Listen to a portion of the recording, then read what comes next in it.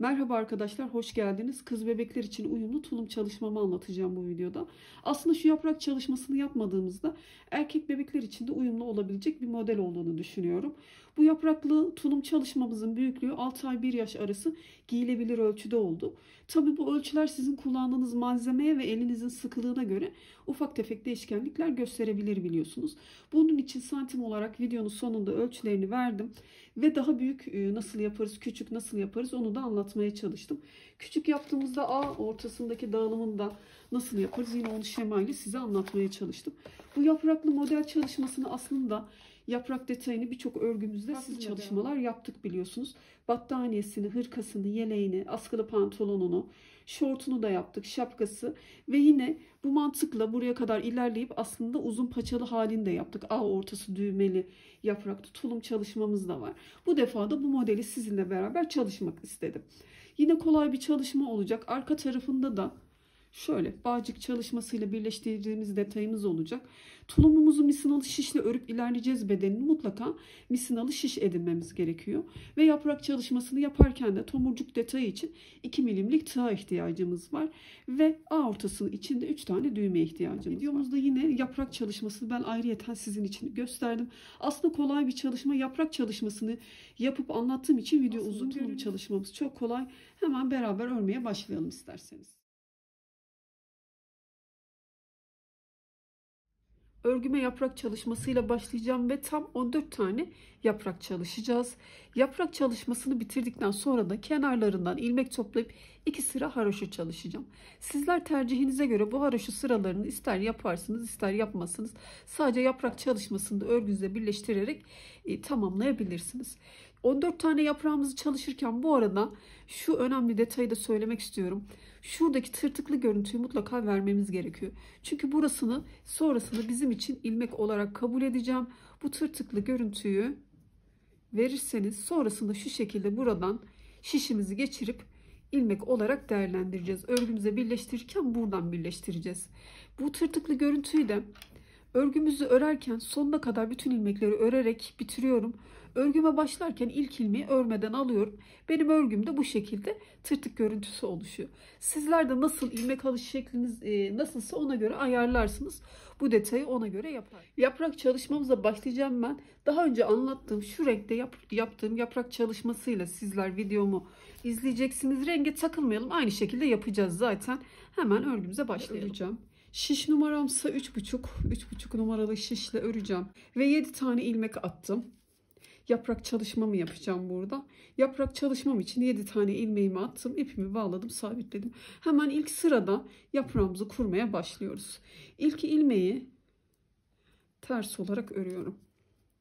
Her zaman bu ilk ilmeğimizi öreceğiz. Çünkü yaprağımızın kenarın daha güzel görünmesi ve kıvrılması adına ilk ilmeği her zaman ters olarak öreceğim. Şimdi ipimi arkaya attım. Bir düz örüyorum. Bir doladım. Bir düz ördüm. Bir doladım. Bir düz ördüm. Burası benim yaprağımın kurulumu oldu. Dolamalarla beraber 5 tane ilmeğim oldu. Yaprağımın dibinde her zaman bir gizli artırma yapacağım. Örgümün ön yüzünde bir gizli artırma yapıyorum. Ve bir tane ters örüyorum. Şişimdeki kalan 2 ilmeğim de daima haroşa olarak ilerleyecek yaprak çalışmamda. Son 2 ilmeğimi haroşa olarak örüyorum. Örgümü çeviriyorum. Yine 2 ilmeğimi haroşa olarak örüyorum arka yüzde de. 1, 2. Ben haroşalarım ters örgü tekniğiyle çalışıyorum biliyorsunuz. Yaprak çalışmamdan önce 2 düz. 1, 2. Yaprağımdaki 5 ilmeğimi ters olarak örüyorum. 1, 2, 3, 4, 5. Son ilmeğimi düz olarak ördüm. Örgümü çevirdim. Baştaki ilmeğimi yine ters olarak örüyorum. Yaprağımdayım. Düz olarak öreceğim. 1, 2 düz. Bir doladım. Bir düz ör. Bir doladım. 2 düz. Yaprağımı tamamladım. Bu sefer 2, 4, 6, 7 tane ilmeğim oldu. Artırmalarla beraber. Yaprağımdan sonra hemen yine bir gizli artırma yapıyorum. Bir, iki tane ters ördüm. Artırmamla beraber 3 tane tersim oldu. Bu 2 haroşamı örüyorum yine. 1, 2. Örgümü çeviriyorum. 2 haroşamı örüyorum arka yüzde de. Ve 3 düz örüyorum. 1, 2, 3. Yaprak çalışmam arka yüzde ters. 1, 2, 3, 4, 5, 6, 7 ilmeğimi ters olarak ördüm. Son ilmeğimi düz olarak örüyorum. Örgümü çeviriyorum. Baştaki ilmeğimi ters olarak ördüm. 1, 2, 3 düz ör, 1 dola. 1 düz ör, 1 dola, 3 düz ör. 1, 2, 3. Yaprak çalışmam 9 ilmeğe yükselmiş oldu. Bir gizli artırma yapıyorum ve yine 1, 2, 3 tane ters ördüm. 2 haroşamı örüyorum. Örgümü çeviriyorum. 2 haroşamı örüyorum. 1, 2, 3, 4 tane düzümü ördüm. Yaprağımdaki 9 ilmek tersimi örüyorum.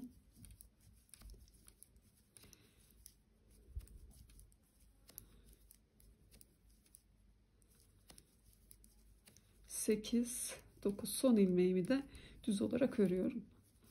Örgümü çeviriyorum. Baştaki ilmeğimi yine ters olarak ördüm. Yaprağımız için 3 tane dolama yaptık. Bu sırada da tekrar artıracağım ve son artırmamızı yapmış olacağız. Aynı zamanda son artırmayı yaparken popcorn çalışacağız burada. Onu nasıl yapacağız? Önce yaprağımızı örelim. 1, 2, 3, 4 düz ör, 1 dola. 1 düz ör, 1 dola, 4 düz örüyoruz. Yaprağımızın en geniş ilmek sayısı 11 tane oluyor. 2, 4, 6, 8, 10, 11. Bu aşamadan sonra artık yaprağımızda artırma yapmayacağız. Şimdi yine yaprağımın dibinde bir gizli artırma yapıyorum. 1, 2 tane ters ördüm.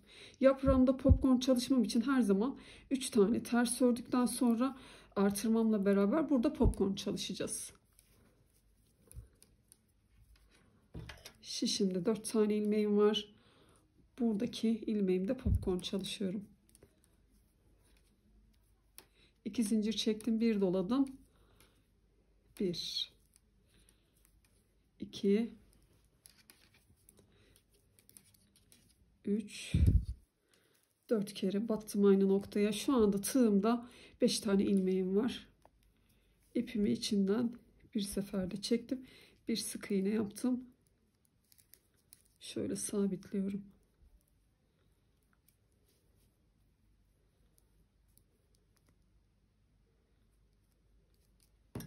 Popcorn çalışmam tamam. Tığ numaram da 2 milim arkadaşlar. Popcorn'dan sonra bir tane ters örüyorum. 2 haroşa. Çeviriyorum. 2 haroşa. Buradaki ilmeklerim 1, 2, 3, 4, 5 düz ördüm. Ön yüzde yaptığım popcorn ilmeğimi de arka yüzde düz olarak ördüm. 2 haroşa, 5 düz yaprak ilmeklerimi ters olarak örüyorum. 11 tane 1, 2,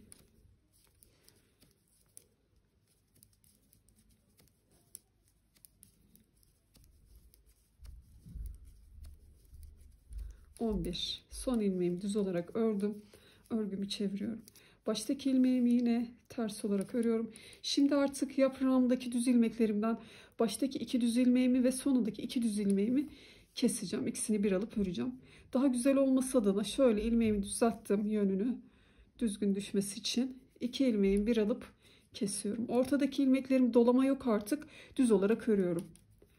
1, 2, 3, 4, 5, 6, 7. Buradaki son 2 düz ilmeğim yaprağımdaki, ikisini bir alıp kesiyorum. Yaprağımızı bu aşamadan sonra küçültmeye başlıyoruz. Yine bir gizli artırma, 1, 2 tane ters ördüm. Popcornumun yanındaki ilmeğim benim üzüm sapı olacak dediğim bir ilmeğimiz olacak. Düz olarak öreceğiz bunu. Bir düz. Bir gizli artırma yaptım. 2 ters ördüm. Bu ilmeği düz olarak ördüm. Şişimde 4 ilmeğim var. 1, 2 ters, 2 haroşa. 2 haroşamı ördüm. 2 düz. Ön yüzde başlattığım düz ilmeğim, arka yüzde bu ilmeğimi sürekli ters olarak öreceğim. 2 düzden sonra bir ters, yine 1, 2, 3 tane düz. Yaprağımdaki ilmeklerim ters.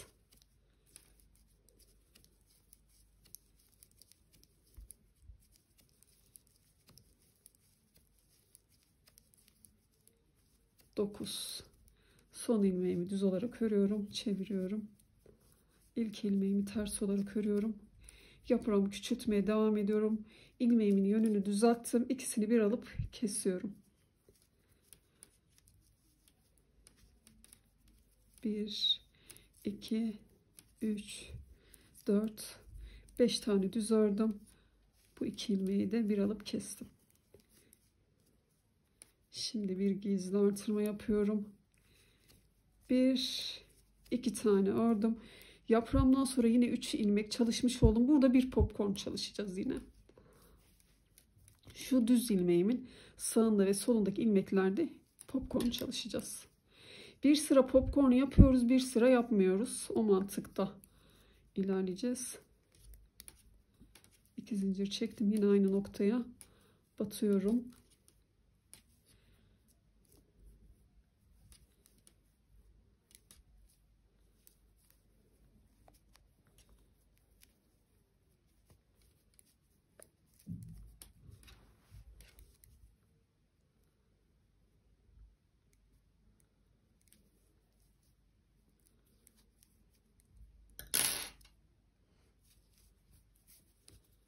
Popcornumu yaptım. Bir düz örüyorum. Şu düz ilmeğimi ördüm.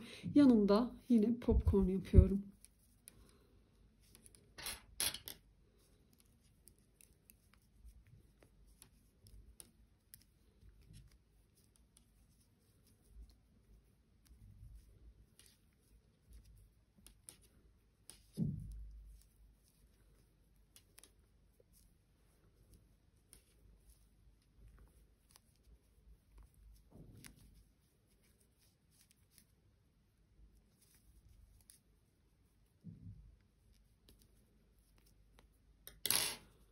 Tamam.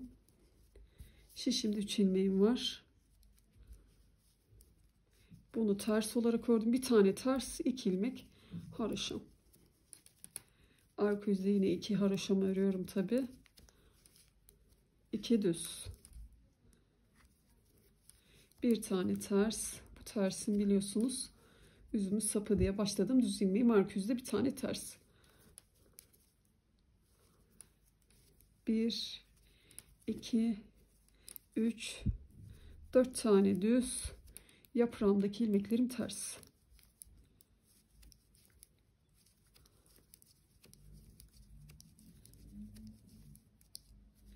7 ilmek ters ördüm. Son ilmeği düz olarak örüyorum. Örgümü çeviriyorum. Baştaki ilmeğimi ters olarak ördüm. Yine burada ilmeğimi yönünü değiştirip yaprağımı küçültmeye devam ediyorum. 2 ilmeği bir alıp kestim. 1, 2, 3 düz ördüm. 2 ilmeği bir alıp kesiyorum. Yaprağım için 5 tane ilmeğim kaldı. Bir gizli artırma yapıyorum. 1, 2, 3, 4 tane ters ördüm. Bir gizli artırmadan sonra bu düz ilmeğimi örüyorum. 1, 2 ters, 2 haroşa. Arka yüzdeyim.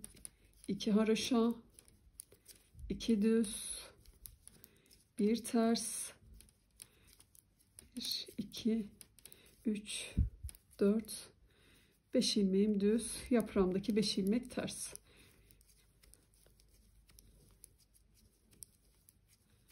Beş ters. Son ilmeğim düz olarak örüyorum. Örgümü çeviriyorum. ters olarak ördüm. 2 ilmeğimi yine bir alıp kesiyorum. Bir düz örüyorum. Yine 2 ilmeği bir alıp kesiyorum. Yaprağımdaki düz ilmeklerim 3'e düştü. Bir gizli artırma yapıyorum. 1 2 artırmamla beraber 3 tersim oldu. Burada yine popcorn çalışıyorum.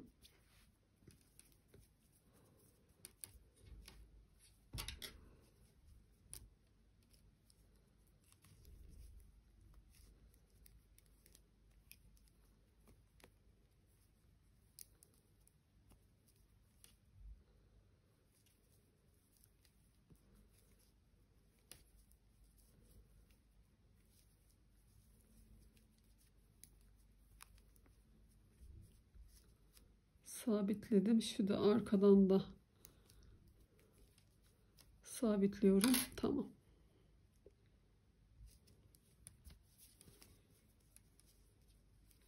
İki ters örüyorum. Düz ilmeğimi örüyorum. Bir tane düz. 3 ilmek örmüş oldum. Burada bir popcorn daha yapıyorum.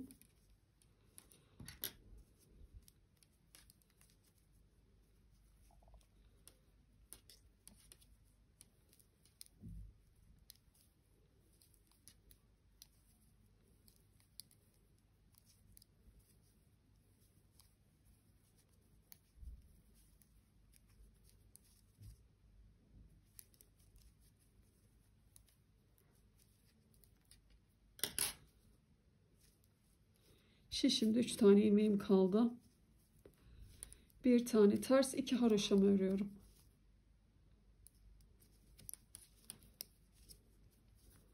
Örgümün arka yüzü 2 haroşa, 2 düz, bir tane ters, 1 2 3 4 5 6 tane düz, yaprağımdaki 3 ilmek ters, son ilmeğimi düz olarak örüyorum. Örgümü çeviriyorum. Baştaki ilmeğimi yine ters olarak alıyorum. Burada yaprağım için kalan 3 ilmeğimi üçünü birden toplayıp alacağım. Düz olarak keseceğim. Yine ilmeğimi yönünü düzelttim. Üçünü bir alıp yaprağımı kapatmış oluyorum burada. Artık yaprağımın dibinde gizli artırma yapmıyorum. Şimdi var olan ilmeklerimi örüyorum. 1 2 3 4 5 6 tane ters ördüm. Yaprağımı kapattıktan sonra bir düz örüyorum. 2 ters, 2 haroşa. Örgümü çeviriyorum. 2 haroşa, 2 düz, 1 ters, 1 2 3 4 5 6 tane düzümü ördüm. Burası önemli. Bu şişimdeki kalan 2 ilmeği bir alıp kesiyorum. Yaprağımı önde küçültmüştüm. Onu ve yanındaki ilmeği bir alıp kestim. Ön yüze geçtim. Yaprak çalışmamızda biliyorsunuz 7 ilmek üzerine kurmuştuk. Yine ikinci yaprağa başlayabilmek için buradaki ilmeklerimi 7'ye düşüreceğim. 5 ilmek keseceğim burada. 1 2 3 4 5 ilmek kestim. 2 4 6, bir de şu ilmeğim 7. Tekrar hemen burada yaprağımızı ikinci kez kurmaya başlıyoruz. Aynı şekilde öreceğiz.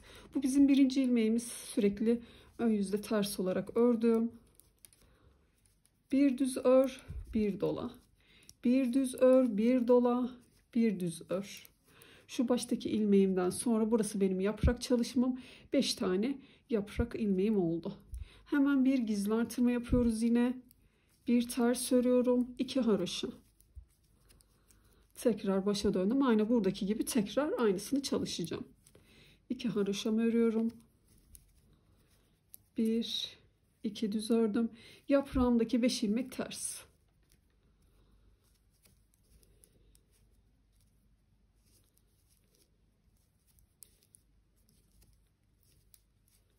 Dört 5.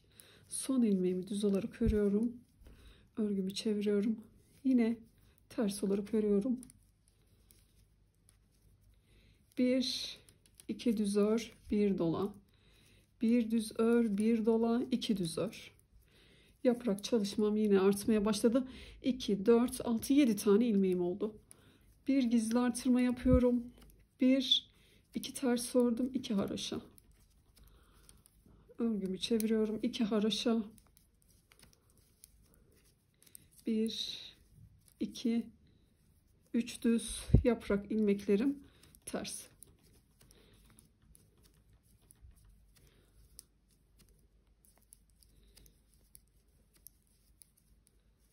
Son ilmeğimi düz olarak aldım yine. Örgümü çevirdim. İlk ilmeğimi ters olarak ördüm. 1, 2, 3 düz ör, 1 dola.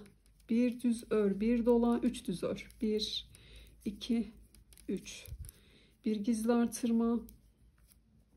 Yaprağımızda 3. dolamayı yaptık ve 2, 4, 6, 8, 9 ilmeğim oldu yaprağımda. Bir gizli artırma yaptım. 1, 2, 3 tane ters ördüm. 2 haroşa. Örgümü çeviriyorum. 2 haroşamı ördüm. 1, 2, 3, 4 düz ördüm.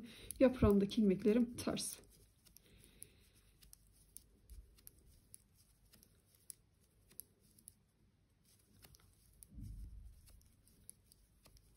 Dokuz ilmek ters ördüm. Son ilmeğimi düz olarak örüyorum. Çevirdim. İlk ilmeğimi ters olarak ördüm. Yaprağımda son artırmamı yapacağım. Son dolamamı yapacağım. 1, 2, 3, 4 düz ör, 1 dola, 1 düz ör, 1 dola, 4 düz ör. 1, 2, 3, 4. Bir gizli artırma, 2 ters ör. Ne yapıyorduk? Dördüncü artırmamızda popcornumuzu çalışıyorduk ve yanında 3 ilmeğimi örmem gerekiyordu yaprağım yanında. Bir gizli artırma, 2 ters ördüm. Buradan bir popcorn yapıyorum.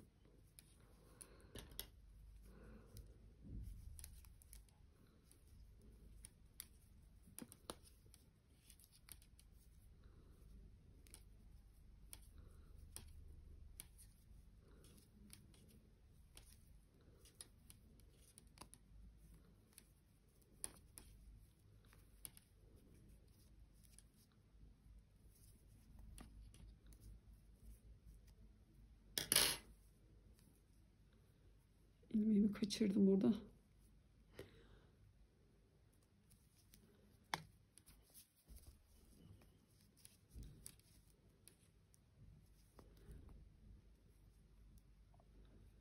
Düzelttim. Sıkıntı yok. Tamam, popcornumuzu çalıştık. Şişimde 3 tane ilmeğim var. Bir ters örüyorum. 2 haroşa. Çeviriyorum. 2 haroşa. 1, 2, 3, 4, 5 tane düz. Yaprak ilmeklerimi ters olarak örüyorum.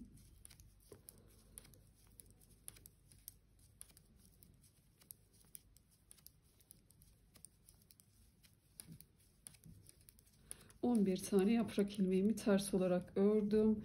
Son ilmeğimi düz olarak örgümü çevirdim. İlk ilmeğimi yine ters olarak örüyorum. Bu aşamada yine yaprağımı küçültmeye başlıyorum. Şu baştaki ilmeğimin yönünü düzeltiyorum. 2 ilmeği bir alıp kesiyorum. 1, 2, 3, 4, 5, 6, 7 ilmek düz ördüm. Yaprağımda son 2 düz ilmeğim. İkisini bir alıp kesiyorum. Bir gizli artırma. 1, 2 tane ters ördüm.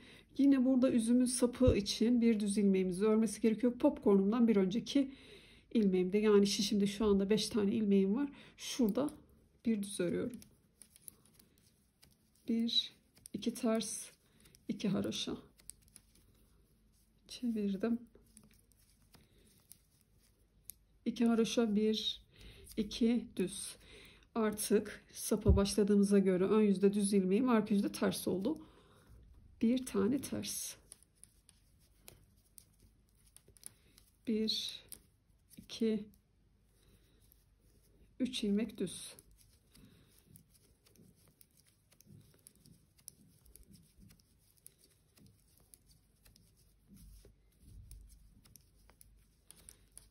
Dokuz ilmek tersimi ördüm. Son ilmek düzümü örüyorum. Örgümü çeviriyorum. İlk ilmeğim ters. Yine yaprağımı küçültüyorum.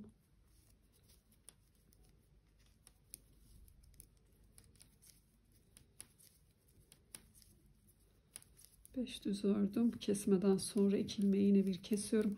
Bir gizli artırma. 2 tane ters ördüm. Şimdi yine bu düz ilmeğimin sağında ve solunda popcorn çalışacağım burada olduğu gibi. Aynı bu yaprağımda nasıl çalıştıysam sonra ilmeğimi kapattıktan sonra kestim ve tekrar 7 ilmekte yaprağımı kurdum. Bu şekilde ilerleyelim.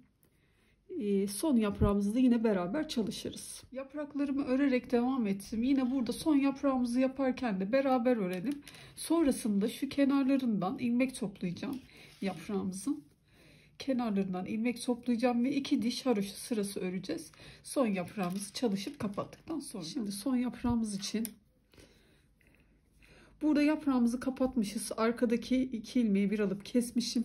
Şimdi baştaki 5 ilmeği kesiyorum. 7 ilmeğe düşüreceğim çünkü. 1 2 3 4 5.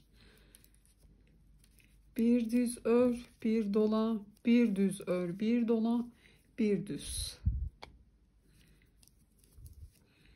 Bir gizli artırma, bir ters, 2 haroşa. Örgümün arkasında 2 haroşa, 2 düz, yaprağımdaki 5 ilmek ters.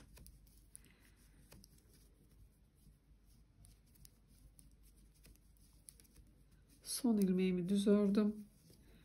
Örgümü çevirdim. İlk ilmeği ters olarak örüyorum. 1 2 düz ör, bir dola, bir düz ör, bir dola, 2 düz. Bir gizli artırma, 1 2 ters, 2 haroşa. Örgümün arkasında 2 haroşa, 1 2 3 düz. Yaprak ilmeklerim ters. 1 2 3 4 5 6 7 ilmek ters. Son ilmeğim düz. İlk ilmeğimi ters olarak örüyorum. 1 2 3 düz, bir dola, bir düz, bir dola, 3 düz ör. Bir gizli artırma, 1 2 3 ters, 2 haroşa.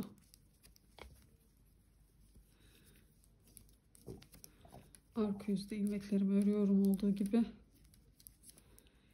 2 haroşa, 3 4 düz. Yaprak ilmeklerim arka yüzde ters.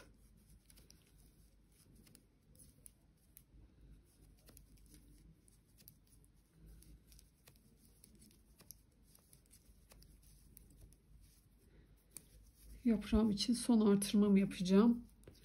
İlk ilmeğim ters. 1 2 3 4 düz ör, bir dola, bir düz ör, bir dola, 4 düz. Yaprağım için 11 tane düz ilmeğim oldu. Bir gizli artırma, 2 ters örüyorum ve popcorn çalışıyorum.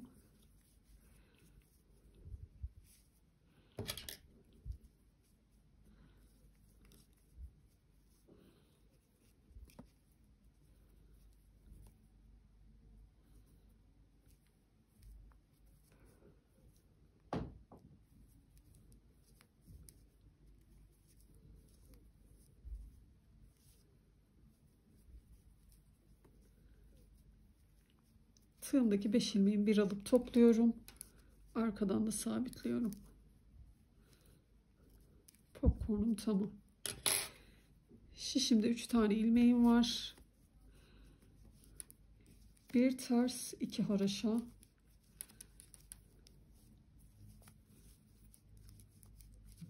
2 haroşa, 1 2 3 4 5 tane düz, 11 tane yaprak ilmeğim arka yüzde ters.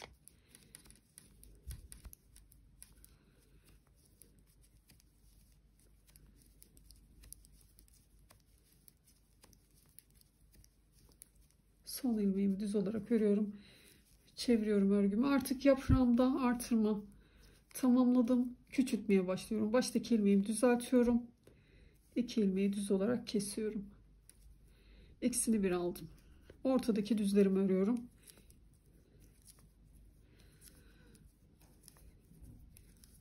Yedi tane düz ördüm. Yaprağımdaki son 2 düz ilmeğimi de bir alıp kesiyorum. Bir gizli artırma, 1 2 ters ördüm, bir düz ördüm, üzümün sapı, 2 ters, 2 haroşa, 2 haroşa, 2 düz, ön yüzde başladım, düz ilmeğim arkada, bir tane ters, 1 2 3 tane düz.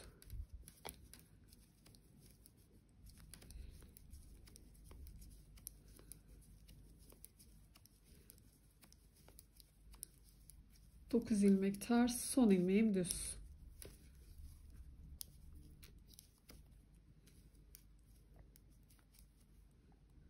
Yaprağımı yine küçültüyorum.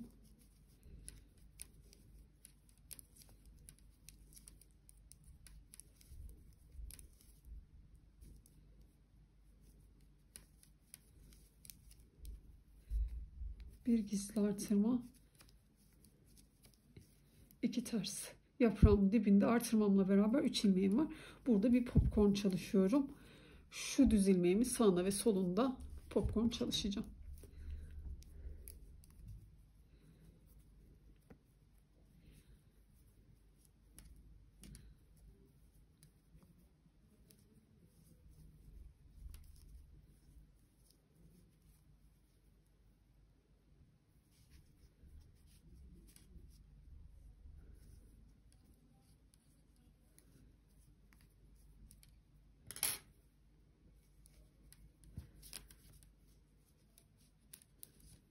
Bir düz, tekrar popcorn çalışıyorum.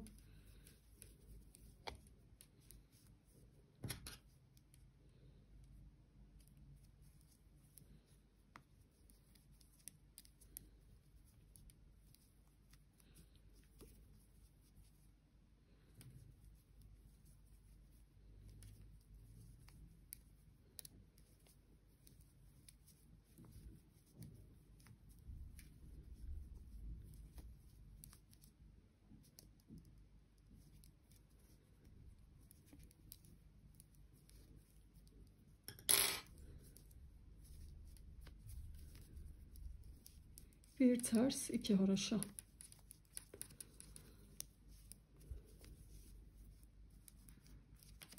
İki haroşa, 2 düz. Bir ters.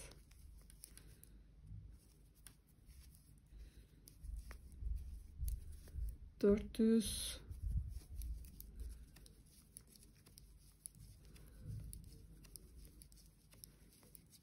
6 7 ilmeğim ters, son ilmeğim yine düz. Çeviriyorum. Yaprağımı küçültüyorum. Ortada 3 düz ördüm. 2 ilmeği kesiyorum. Bir gizli artırma. 1 2 3 4 ters. Bir düz ördüm. 2 ters, 2 haroşa.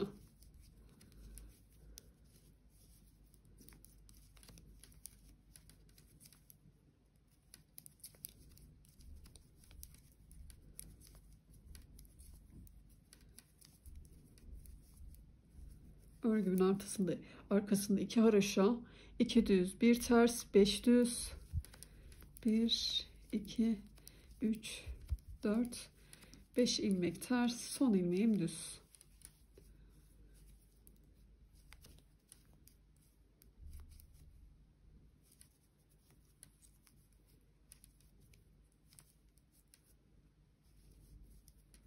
Yaprağımda 3 düz ilmeğim kaldı. Son artırmamı yapıyorum. Artırmadan sonra 1 2 ters ördüm. Yine bu sırada popcorn yapacağız.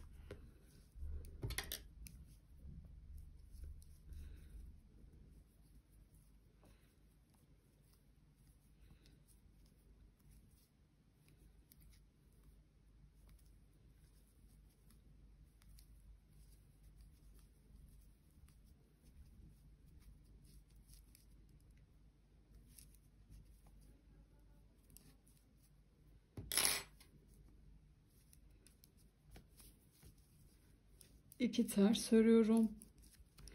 Bir düz popcorn yapıyorum.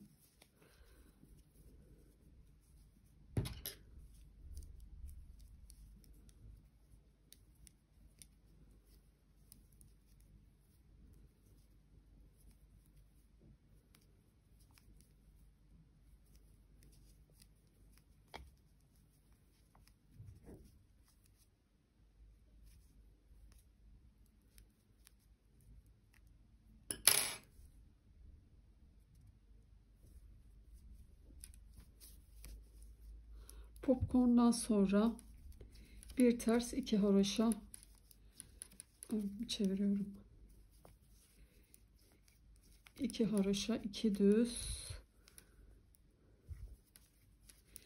bir ters,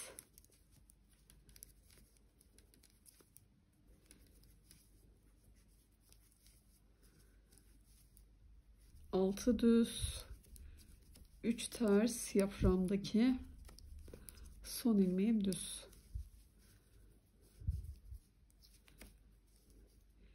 Baştaki ilmeği ters olarak ördüm ve yaprağım için 3 ilmeğimi birden kesiyorum.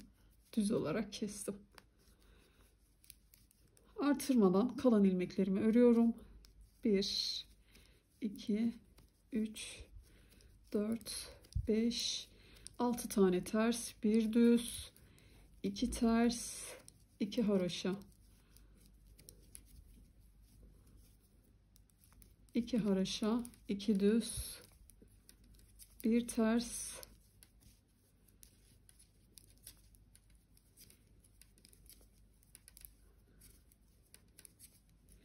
6 tane düz. Burada son 2 ilmeği bir alıp kesiyorduk biliyorsunuz.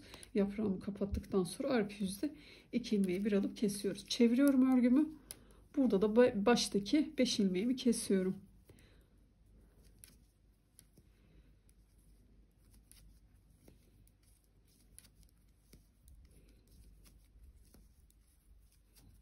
Şişimdeki kalan ilmekleri olduğu gibi örüyorum. 2 ters, bir düz, 2 ters, 2 haroşa, arka yüzde bu 7 ilmeğimi kesiyorum. Yaprak çalışmamı tamamlamış oldum.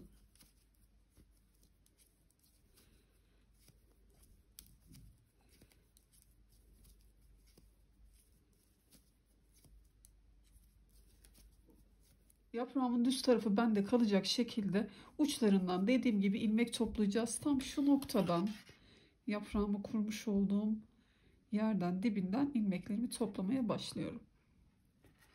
Tığ yardımıyla da nasıl kolayınıza geliyorsa ilmeklerinizi çıkarabilirsiniz.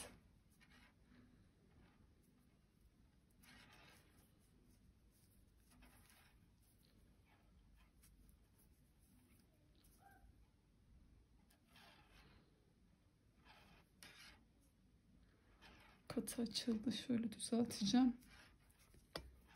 Tamam. Zaten yaprağımızın kenarlarında belli oluyor. Şu tek tek düz ilmeklerimiz gözüküyor ya, onun içinden batıp ilmeğimizi çıkarıyoruz.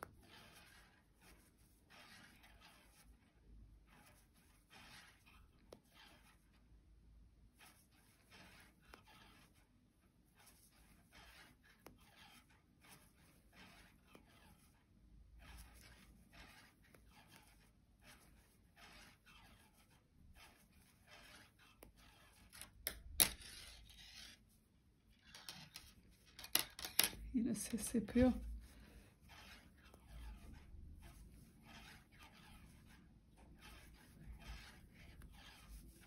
Şu Şu detaya kadar yaprağımın topladığım noktaya kadar çıkardım. Yine şu kesme yaptığım hattan da çıkarıyorum. Tamamen şu girinti çıkıntı etrafından ilmeklerimi topluyorum.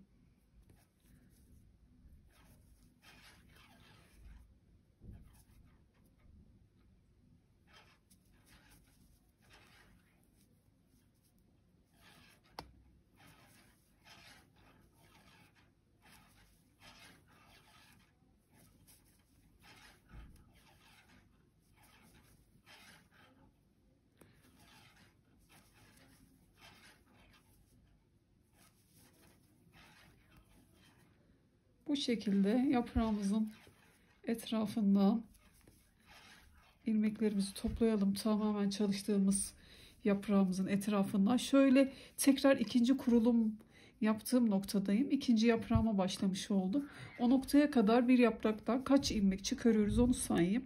2, 4, 6, 8, 10, 12, 14, 16, 18, 20, 22. Bu bir iki ilmek eksik veya fazla fark etmez. Ben 22 tane ilmek çıkarmışım. Her yapraktan bu şekilde ilmeklerimizi toplayalım.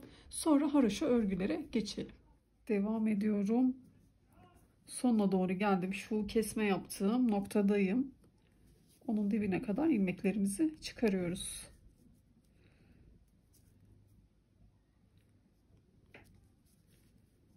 İlmeklerin bir hali çoğaldı.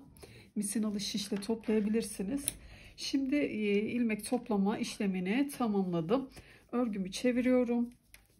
Haroşa örgülerime başlıyorum. Buradaki yapacağımız bir püf nokta detayımız var. İki yaprağının tam ortasında, birinci yaprağımı bitirmişim. Diğer yaprağın kurulumuna başladığım noktada kesme yapacağız ki şöyle içine doğru bir girintili görüntü olsun. Oyuntulu bir görüntü olsun yani. Bunu sağlamak için ortalarda kesme yapacağız.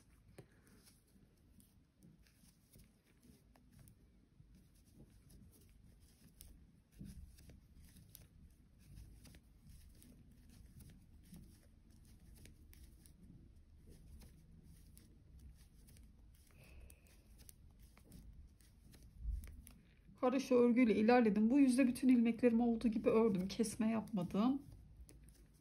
Örgümün sonuna doğru. Ben haroşa örgülerimi de biliyorsunuz ters örgü tekniğiyle yapıyorum. Sizler bildiğiniz gibi çalışabilirsiniz.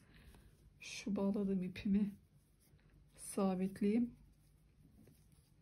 Şimdi örgümün ön yüzünde devam ediyorum.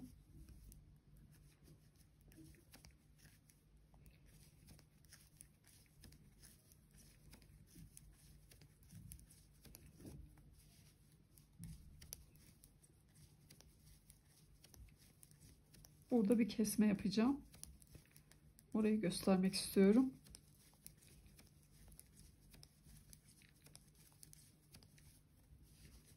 Şöyle zaten kendini belli eden göz kararı bir tane daha öreyim. Dediğim gibi yaprağımın bitiş ve başlangıç noktasındaki bu ortadan iki ilmeği bir alıp kesiyorum. Şu görüntüyü sağlamak adına. Şu şapkamda da kenardan bir diş haroşa sırası ördüm. Burada da kesme detayı yaptım ki daha böyle oyuntulu bir görüntü olsun, güzel bir çalışma olsun diye. Bunu böyle ortalarda keserek devam edelim.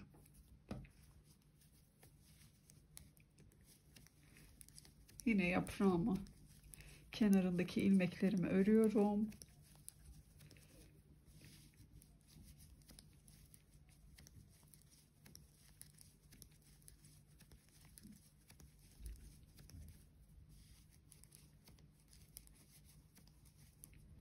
Diğer yaprağımın başlangıç noktasındayım. Burada da iki ilmeği bir alıp kesiyorum. Başka hiçbir zorluğu yok. Hem haroşalarımızı örelim hem bu ortadaki noktalarda birer ilmek keselim. Arka yüzden de örerken yine kesme yapalım. Ön yüzden de bir diş daha yapacağız. Toplamda 3 kesme yapmış olacağız zannedersem. 2 diş haroşa olduktan sonra bütün ilmekleri kesip kapatacağız.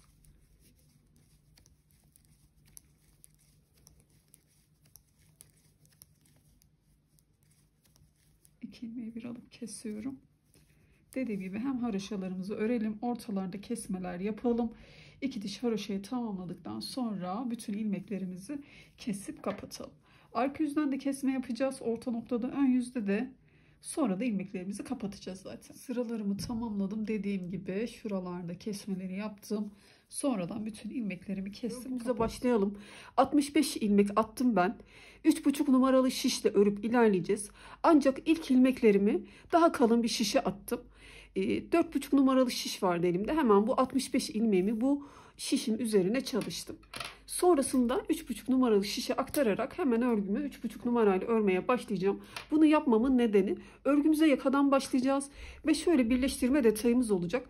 Bu beraber öreceğimiz noktada ilk ilmeklerim biraz gevşek olsun ki beraber alırken ilmekleri daha rahat kasmayan bir örgü olsun. Eğer elinizde kalın bir şişiniz yoksa 3,5 numaralı şişede yine aynı şekilde atabilirsiniz. Sıkmadan biraz daha gevşek 65 ilmeğinizi atarak 3,5 numaralı şişle örgünüze devam edebilirsiniz. Şimdi ben bu 65 ilmeğimi ters örgülerle örmeye başlıyorum.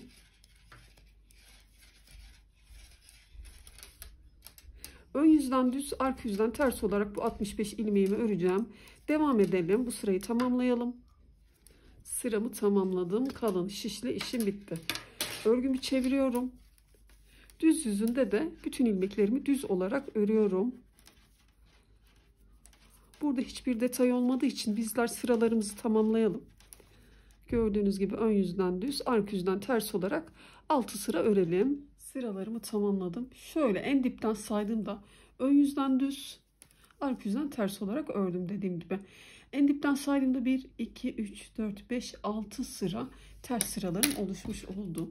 Örgümün ön yüzünde ilk 2 ilmeği şöyle düz olarak alıp kestim. Sonra şişime bir doluyorum. 2 ilmeği kesiyorum. Şişime şöyle bir doluyorum. 2 kez bir dola. Bu sırayı tamamlıyoruz. Devam ediyorum.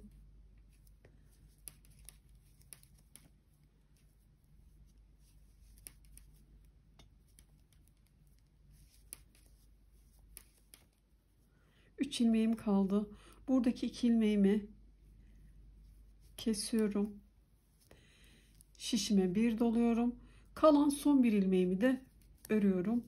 Ve şişimdeki 65 ilmeğimi koruyarak ördüm. 2 ilmeği bir alıp kestim, sonra doladım. Son ilmeğim bir tane kaldı, onu da ördüm.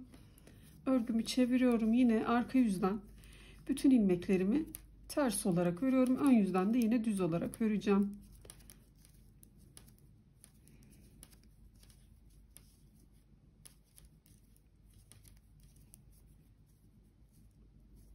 Sıralarımı tamamladım. Kesme, dolama detayından sonra yine ön yüzden düz, arka yüzden ters olarak 6 sıra daha ördüm. Bu kesme dolama sırasını da saydığımda 1, 2, 3, 4, 5, 6 sıra çalışmış oldum. Sizin örgünüze göre bir sıra eksik veya fazla olması sonucu değiştirmez. Ona hiç takılmayalım. Şimdi artık örgümüzü şöyle ikiye katlayıp beraber örme aşamasındayız. Burada ilk ilmekleri attığım detay var ya arkadaşlar, gevşek olarak başlayalım dediğim detay. Sırayla her sırasından alacağım. İlmeğimin yanına takacağım. Şöyle tek telini aldım, taktım. Ve burası benim örgümün arka yüzü olduğu için de şöyle ters örgüyle de birleştirmiş oldum. İkisini beraber örüyorum. Hemen şurada gördüğünüz sırasını takip ediyorum. Bu tek telini aldım. İlmeğimin yanına taktım ve beraber ördüm. Belli oluyor. Dikkatli bir şekilde sırayı takip edersek ilmeğimin yanına takıyorum ve beraber örüyorum.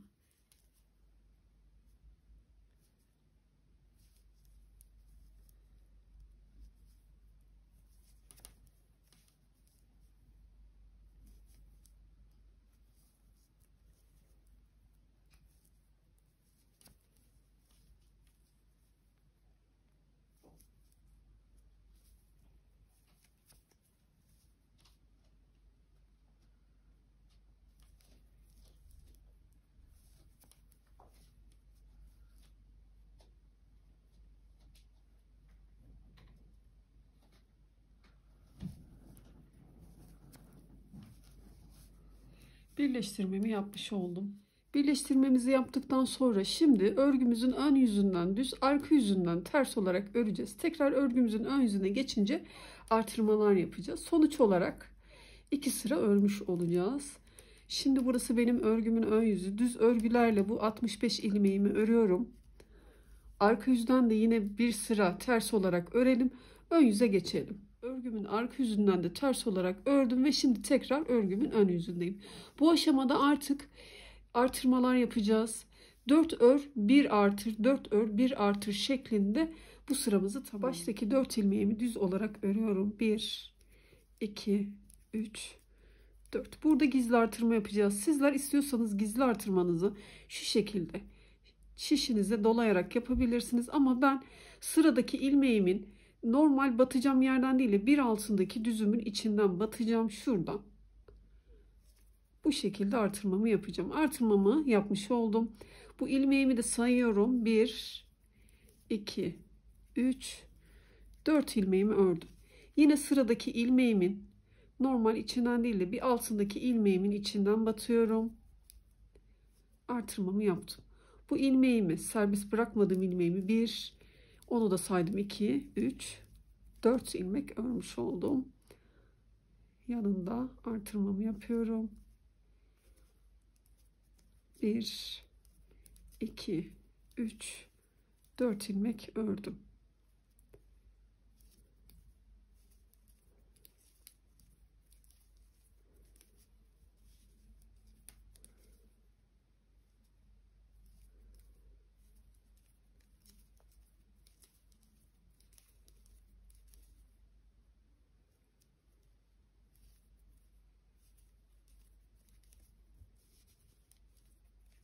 İlerledim. 4 düzümü ördüm. Sıradaki ilmeğimin bir altındaki yerden battım. Bu ilmeğimi sayıyorum. Artırdıktan sonra 1, 2, 3, 4. Son artırmamı yapıyorum. Ve 1, 2, 3, 4, 5 tane düzüm kalıyor örgümün sonunda. Tam 15 yerde gizli artırma yapmış olduk. Bizim şişimizde 65 ilmeğimiz vardı. Gizli artırma ile beraber 80 ilmeğimiz oldu. Şimdi bu 80 ilmeğimizi arka yüzden bütün ilmekleri, hiçbir detay yok, ters olarak öreceğiz. Örgümüzün ön yüzüne geçeceğiz. Yine bütün ilmekleri düz olarak öreceğiz. Arka yüzden de öreceğiz. Ve tekrar örgümüzün ön yüzünde artırmalar yapmaya devam edeceğiz. Dolayısıyla şu anda 3 sıra örmemiz gerekiyor. Arka yüzden, ön yüzden, arka yüzden olmak üzere sıralarımızı tamamlayalım.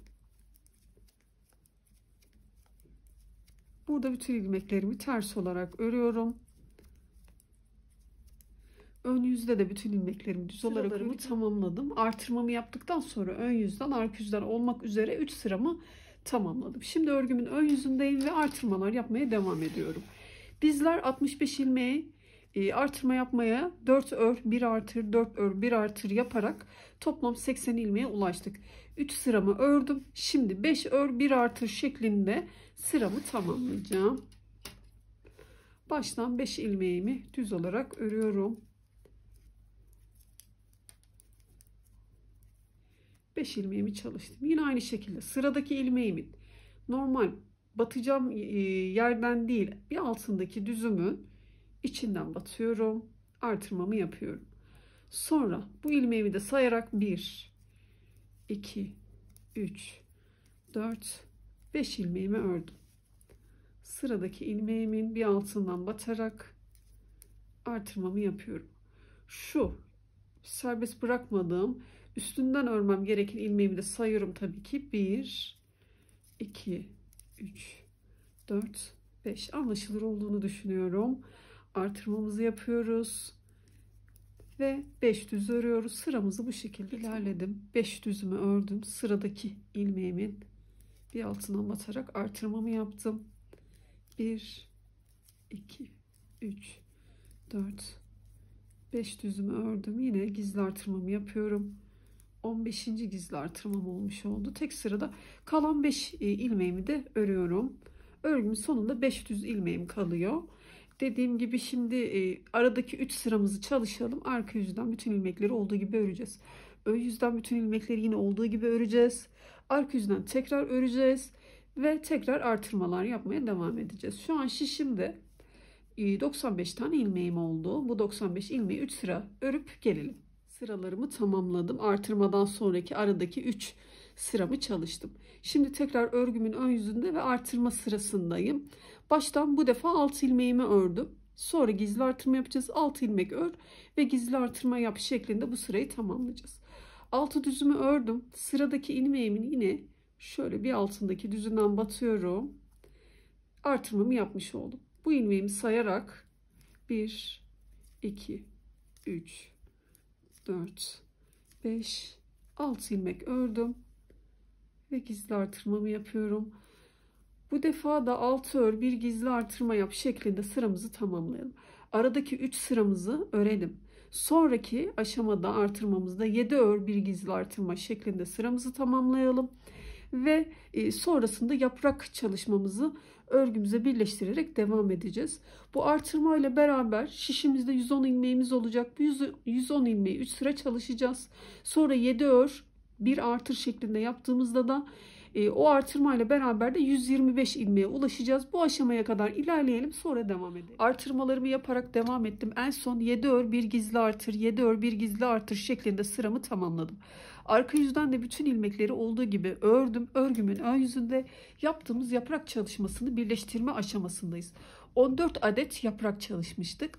Bu arada şu ördüğüm yerinde santim olarak ölçüsünü vereyim.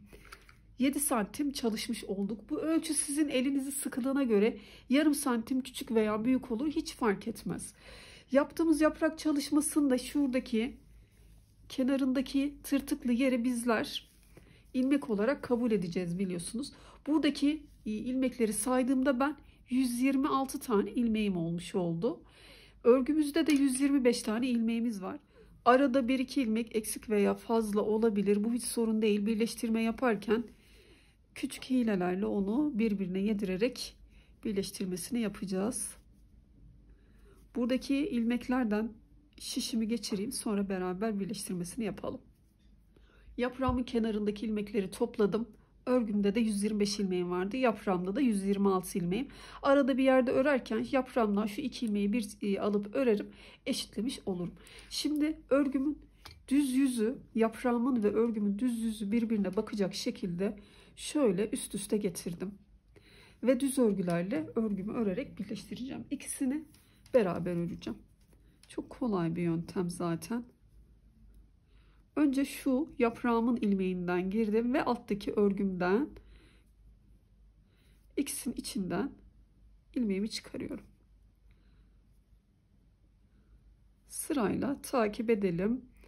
Eşit şekilde üst üste getirip ikisini beraber örüyorum.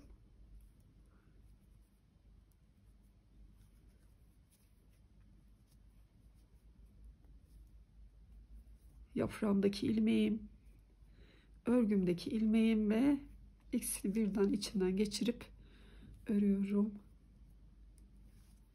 Diyelim ki sizler örgünüze göre daha büyük yapmış olan arkadaşlarım, bedendeki ilmek sayısı fazla geldi. Diyelim ki yaprağımızın kenarından 100 ilmek topladık. Bedende de 110 ilmeğimiz var. Ne yaparız? Zaman zaman sadece şu bedenden bir ilmek öreriz. Sonra yine ikisini beraber örmeye devam ederiz. Ara ara 10 ilmeği bu şekilde sadece bedenden örerek eşitlemiş oluruz. Eğer ki yaprağınız fazla geldiyse de yaprağınızda şöyle 2 ilmeği birden alırsınız. 3 tane birden örmüş olursunuz. 2 tane yapraktan alacaksınız. Bir tane bedenden. Yapraktaki büyüklüğü de böyle eşitlemiş olursunuz.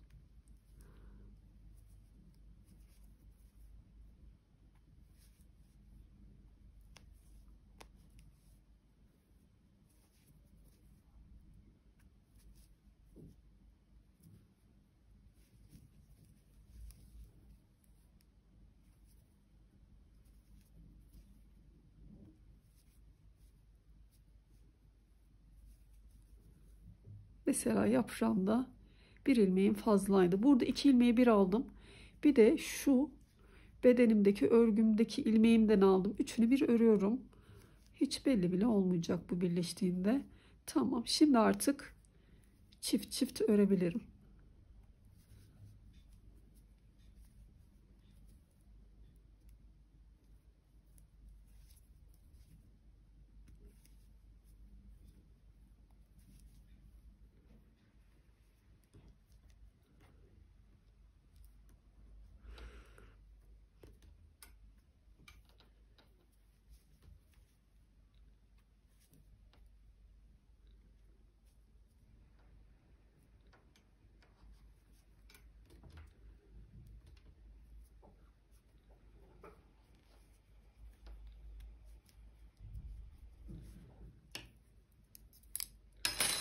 Birleştirmemizi tamamladık. Bu aşamadan sonra örgümüzü misinalı şişle örüp ilerleyeceğiz. Dikişsiz bir şekilde yuvarlak olarak örgümüzü öreceğimiz için misinalı şişle örüp ilerleyeceğiz.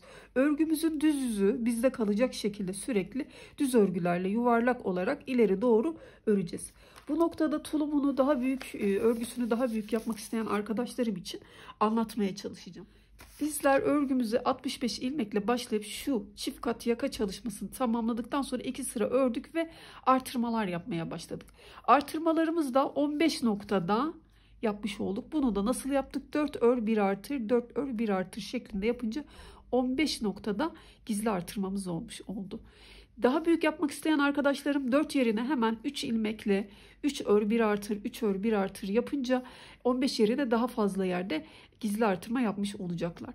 3 ile başlayıp 3, 4, 5, 6, 7 ör 1 artır sırasını tamamladığında ellerinde kaç ilmek var ona göre de yaprak çalışmalarını daha fazla yapacaklar. Biz 14 yapmıştık. Sizler de duruma göre 16 yaparsınız. 15, 17 onu bilmiyorum. İlmek sayınıza göre yaprağınızı ayarlarsınız. Daha büyük yapmak isteyen arkadaşlarım dediğim gibi buradaki biz 4 sırada artırma yaptık. Sizler 3 ile başlarsanız 5 tane artırma yapmış olacaksınız. Sonra yaprağınızı ekleyince tulumunuz biraz daha, örgünüz biraz daha büyük olarak örüp ilerleyeceksiniz. Şimdi bizler örgümüze devam edelim. En son arkadaşlar yaprak çalışmasını birleştirmeden önce 7 ör 1 artır 7 ör 1 artır yapmıştım. Ondan sonra arka yüzden bir sıra örmüştüm. Örgümün ön yüzünde de yaprağımı birleştirdim. Haliyle 2 sıra örmüş oldum. Şimdi 3. sıra 3 sıra örüyorduk ya artırmaların arasında. Misinalı şişle ören arkadaşlarım şu şekilde örgümüzün düz yüzü bizde kalıyor. Şöyle yapraklarımı katlayabilirim ilmekleri görün diye. Örgümüzün düz yüzü bizde kalıyor. 2 ucu şu şekilde denk getirdim. 1 metre misinalı şiş olan arkadaşlarım da örebilirler. Misinanın bolluğunu şuradan çıkardığında ve şişin uçlarında şu şekilde birleştirdiğinde örebilirler. Bu arada kısa yuvarlak örgüleri 1 metre misinalı şişle nasıl öreriz onu da ayrı bir videoda anlattım. Şu şekilde anlamayan arkadaşlarım, ben öremiyorum diyen arkadaşlarım o videoyu incelerse ondan sonra 1 metre misinalı şişle çok daha rahat çalışarak devam edecekler. Şimdi birleştirmemi yaptım. Bu arada hemen şöyle işaret takacağım buraya, onu unuttum. Burası benim örgümün arka ortası olacak. Bu arka orta bize yol gösterecek ilerleyen örgümüzün sıralarında. Şimdi hiçbir işlem yapmadan düz örgülerle burası işaret taktığım başlangıç noktama kadar örüyorum. Örgümü birleştirmiş oldum. Aynı zamanda bu artırmaların arasındaki 3. sıramı örmüş oluyorum. Başlangıç noktama geleyim. Şu işaret taktığım yere düz örgülerle örelim. Başlangıç noktama geldim. İşaretimi şöyle geçiriyorum. Burada artık tekrar yine artırma yapmaya devam ediyoruz.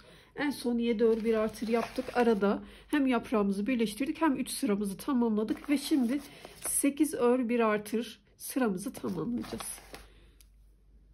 Başta işaretimi geçirdikten sonra 8 ilmek örüyorum.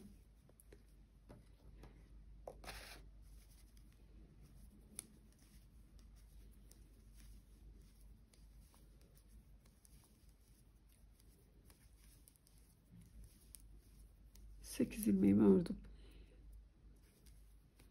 Evet, hemen yine artırmamı aynı şekilde yapıyorum. İlmeğimin normal yerinden batmıyorum. Bir altındaki düzümün içinden batıyorum. Ve bu ilmeğimi de sayarak 8 düz örüyorum yine. 1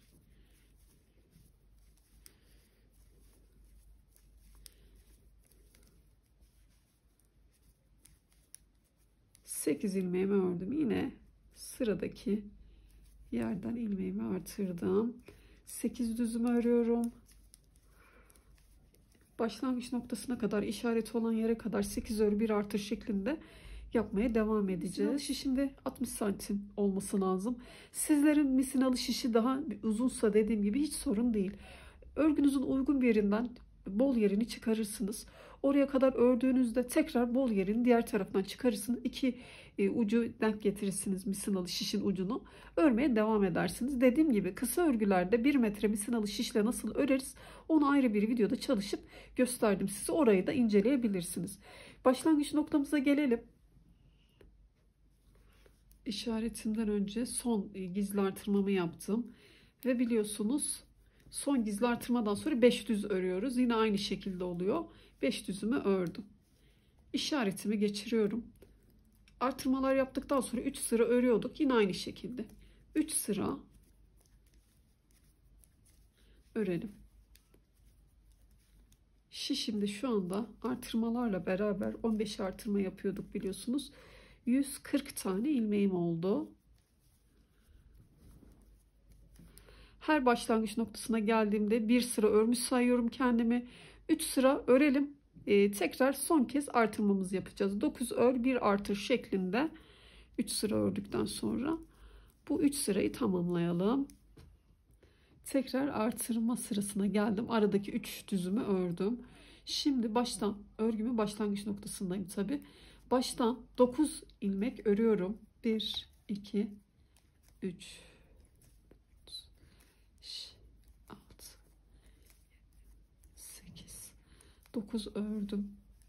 Yine gizli artırmamı yapıyorum. 1, 2,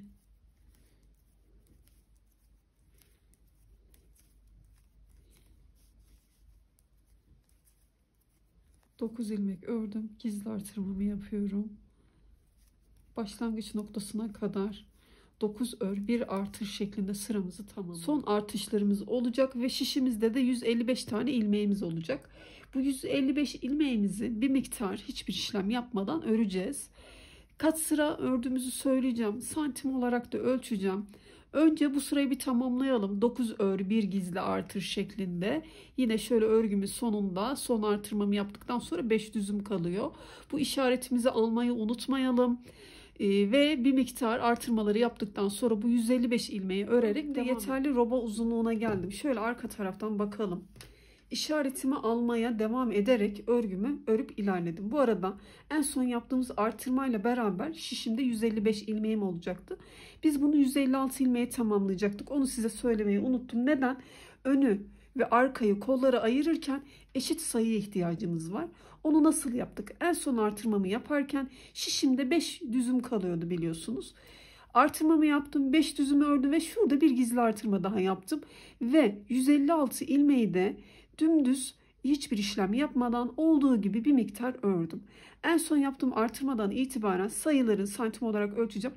Saydığımda şöyle, şurası benim en son yaptığım artırma sıram. Şöyle yukarı doğru saydığımda 14 sıra çalışmış oldum. Santim olarak da ölçtüğümde roba çalışmamız yeterli uzunluğa geldi. Bu aşamada artık kolları örüp ilerleyeceğiz. Sonra bedeni örüp devam edeceğiz. Tam yakadan şu anki uzunluğa baktığımda 13 santim çalışmış olduk. Yaprak birleştirmesinden sonra baktığımda da 6 santim çalışmış olduk. Bu roba uzunluğunu sizler bebeğinizin kalıbına göre şöyle 1 santim daha kısa çalışabilirsiniz. En son artırmanızı yaparsınız. Biraz daha şu uzunluğu kısa çalıştığınızda sonra bedeni ve kolları ayırıp örmeye devam edebilirsiniz. Bu uzunluk benim için yeterli. Şimdi bu ayrımı nasıl yaptık? Bu 156 ilmeği. Şuradaki işaretim benim tam örgümün arka noktası. Dolayısıyla önüm için 46, arka için 46 ilmek ayırdım. Kollara da 32 ilmek ayırdım. Bunu ayarlarken tam arka ortadaki işaretimi 23 ilmek ileri doğru saydım, işaretimi taktım. Diğer taraftan da 23 ilmek ileri doğru saydım, işaretimi taktım. Kol ilmeklerimi bulmak için de buradan 32 ilmek saydım, işaretimi taktım. Diğer taraftan da 32 ilmek saydım, işaretimi taktım. Zaten ön taraf içinde 46 ilmeğim kalmış oldu. Şurada da göstereyim. En son artırmamızla beraber 155 ilmeğimiz vardı. Artı bir tane daha artırdık, 156 ilmeğe ulaştık. İlmekleri olduğu gibi bir sıra belli bir sıra ördük. Yeterli roba uzunluğuna gelene kadar. Sonra şurası benim tam arka işaretimi aldığım arka ortamda 23 ilmek. Bu taraftan 23 ilmek. Bu taraftan saydım. Toplamda 46 ilmeğim oldu. Ve kol ilmeklerimi sayarak 32 ilmek. İşaretlerimi aldım. Yine buradan da aynı şekilde işaretimi aldım. Ön ilmeğim de zaten ortaya çıkmış oldu 46 ilmek olarak.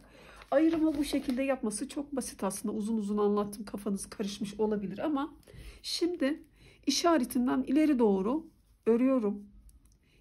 23 ilmek örmüş oluyorum. Tabii ben işaretlerimi de aldım. Bu aşamada buraya geldiğimde sadece şuradaki 32 ilmeğimdeki kolumu çalışacağım. Tabii kolumun içinde artırmalar yapacağım. İlerliyorum işaretime kadar.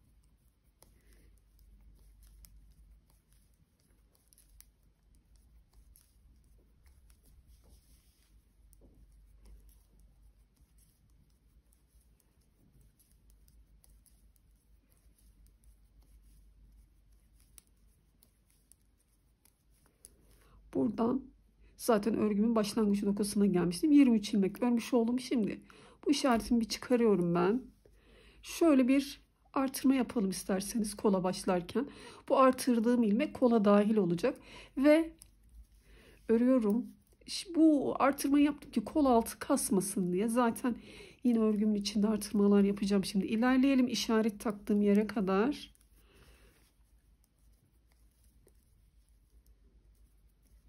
İlerledim. Örgümü çeviriyorum. Çünkü sadece buradaki kol ilmeklerimi çalışacağım. Burada da yine örgümün başında kolum için bir gizli artırma yapıyorum şu şekilde. Bu artırma ile beraber kolumda şu an 34 tane ilmeğim oldu. Bunları örelim.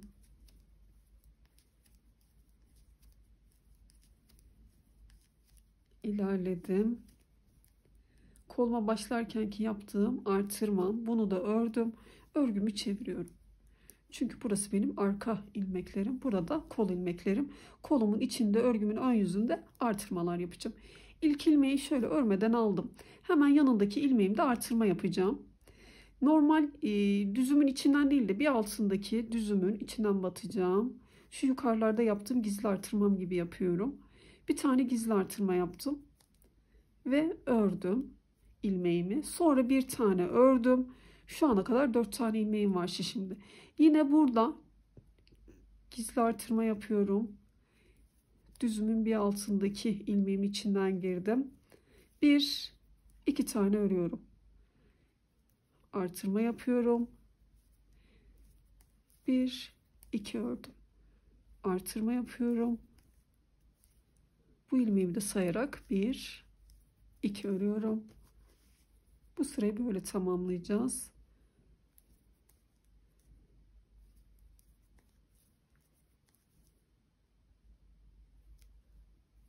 Artırmamı yaptım.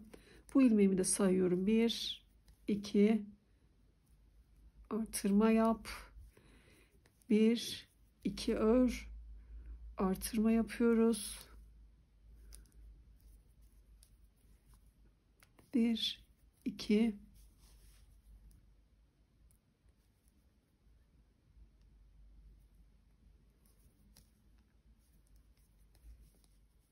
ilerledim. 3 ilmeğim var. Artırmamı yapıyorum. 1, 2 ilmek ördüm. Şu son kalan ilmeğim de zaten artırma yaptığım ilmeğim. Bunu da ördüm. Örgümü çeviriyorum. Şimdi kolum için kaç tane ilmeğim var sayıyorum. 50 tane ilmeğim oldu kolum için. Bu 50 ilmeği artık hiçbir işlem yok. Yeterli uzunluğa gelene kadar kol çalışmamızı örüyoruz bu 50 ilmeğimizi. Arka yüzden ters, ön yüzden düz olarak öreceğiz.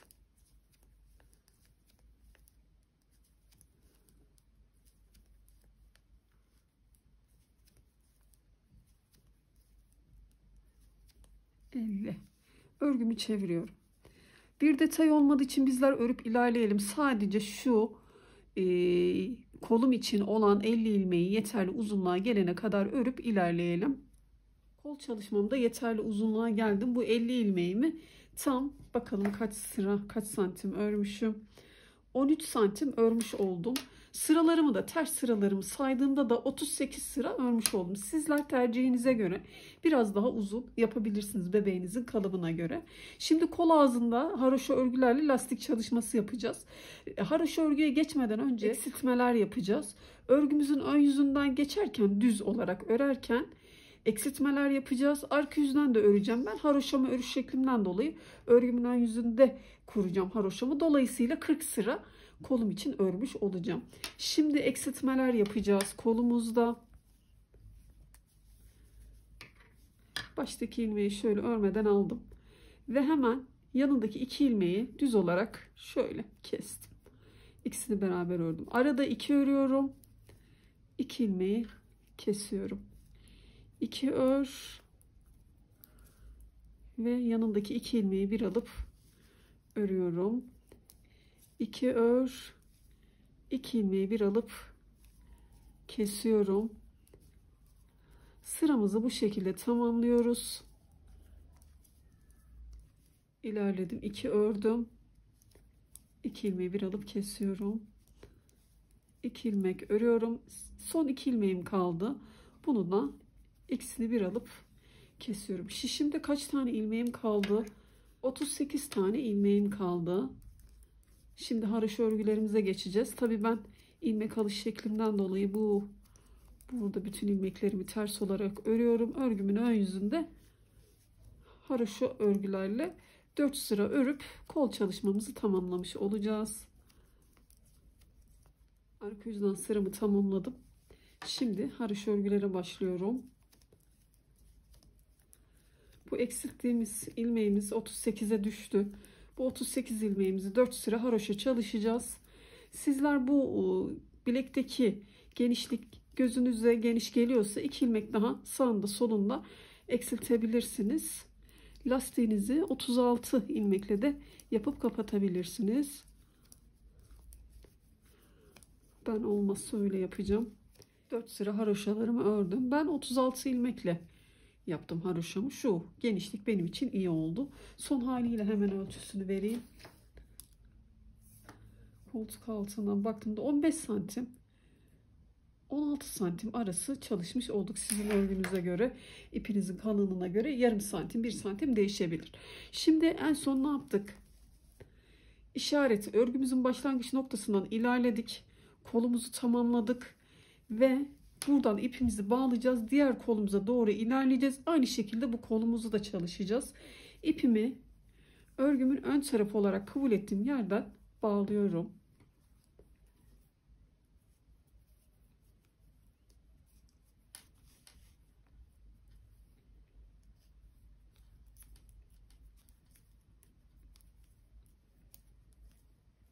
Ön taraftaki 46 ilmeğimi örüyorum. Zaten işaret taktım. Oraya kadar ilerleyelim. İlerledim. Kol çalışmamı yapacağım. Çalışmamda diğer tarafta ne yapmıştım? Hemen şöyle bir şişime artırma yapmıştım. Bu artırma benim koluma dahil oluyordu. Ve örgümün sonuna kadar örüyorum. Daha doğrusu işaret taktığım yere kadar. Burada 32 ilmeğim vardı. Şu an bir artırma yaptım. 33 oldu. Örgümün sonunda da bir artırma yapacağım. İşaretime kadar örüyorum. İşaretime kadar ördüm. Şimdi örgümü çeviriyorum. Burada da kolum için bir artırma yapıyordum. Şimdi sağında ve solunda yaptığım artırmalarla 34 ilmeğim oldu. Arka taraftan ters örgülerle ilerliyorum. Ön yüzde artırmalar yapacağım biliyorsunuz. Yine şu işaret noktasına kadar örelim. İlerledim. Yaptığım artırmayı da ördüm. Örgümün ön yüzünde bu işaretle işim bitti. İsterseniz ben aynı misinalı şişle örebiliyorum kolumu. Yardımcı şişe geçerek de kolunuzu çalışabilirsiniz. Şimdi masaya çarpmasın diye ben misinalı şişle örmeye devam edeceğim. Burada ilk ilmeği örmeden almıştım. Sonra yanındaki ilmeğimi bir altından ilmek çıkararak artırmamı yapmıştım. Ne yapıyorduk? Bir artırdım, 2 örüyorduk. Bunu da sayıyorum. 1, 2. Artırmamı yaptım. Sayıyorum bu ilmeği de. 1, 2. Artırmamı yaptım. 2 ör 1 artır şeklinde kol çalışmamızı tamamlıyoruz bu sırayı.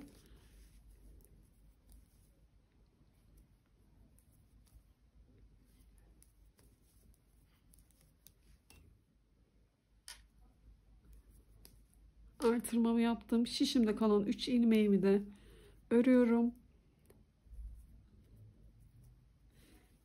Ve kolum için diğer tarafta nasıl 50 ilmek olduysa burada da yine 50 ilmeğe ulaştım. Bu 50 ilmeği gerekli uzunluğa gelene kadar örüp diğer kolda nasıl yaptıysak, kaç sıra ördüysek, kaç tane eksiltme yaptıysak aynı şekilde örüp bu kolumuzu da tamamlayacağız. Sonra beden örgümüzde devam edeceğiz.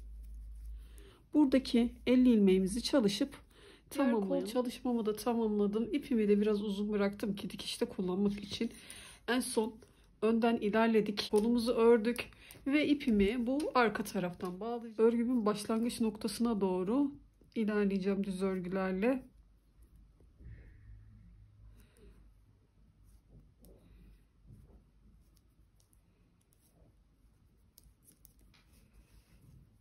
Beden örgülerimizle örüp devam edeceğiz bu aşamadan sonra.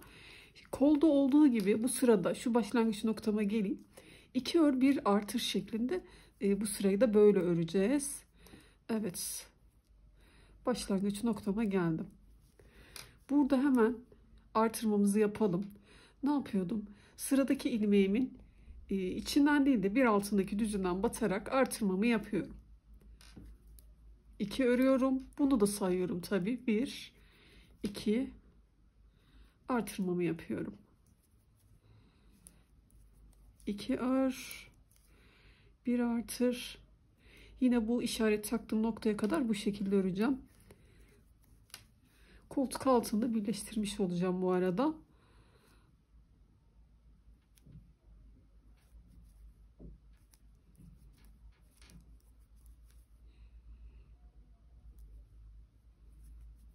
Artırdım. 1, 2 ördüm. Artırıyorum. 1, 2 ördüm.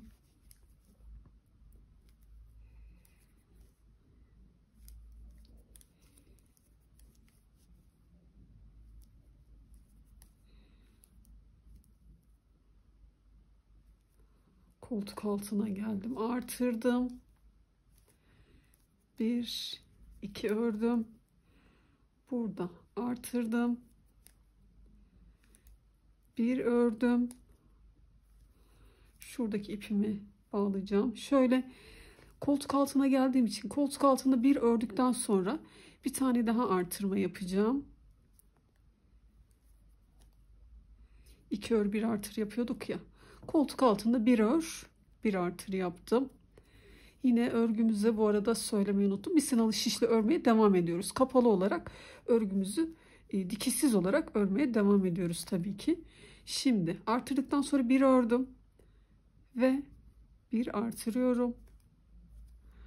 Şimdi 2 ör 1 artır.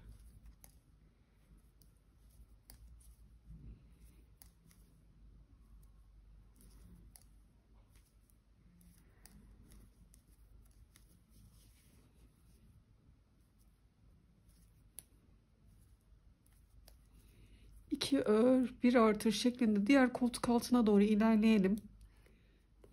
İlerledim. Artırmamı yapıyorum. 1, 2 ördüm. Artırmamı yapıyorum. Buradaki bir ilmeğimi ördüm. Yine koltuk altındayım.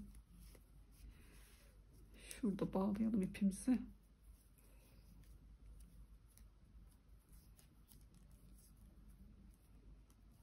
Koltuk altında olduğum için bir örmüştüm. Hemen burada da artırmamı yapıyorum. Şöyle örgüm biraz kastı.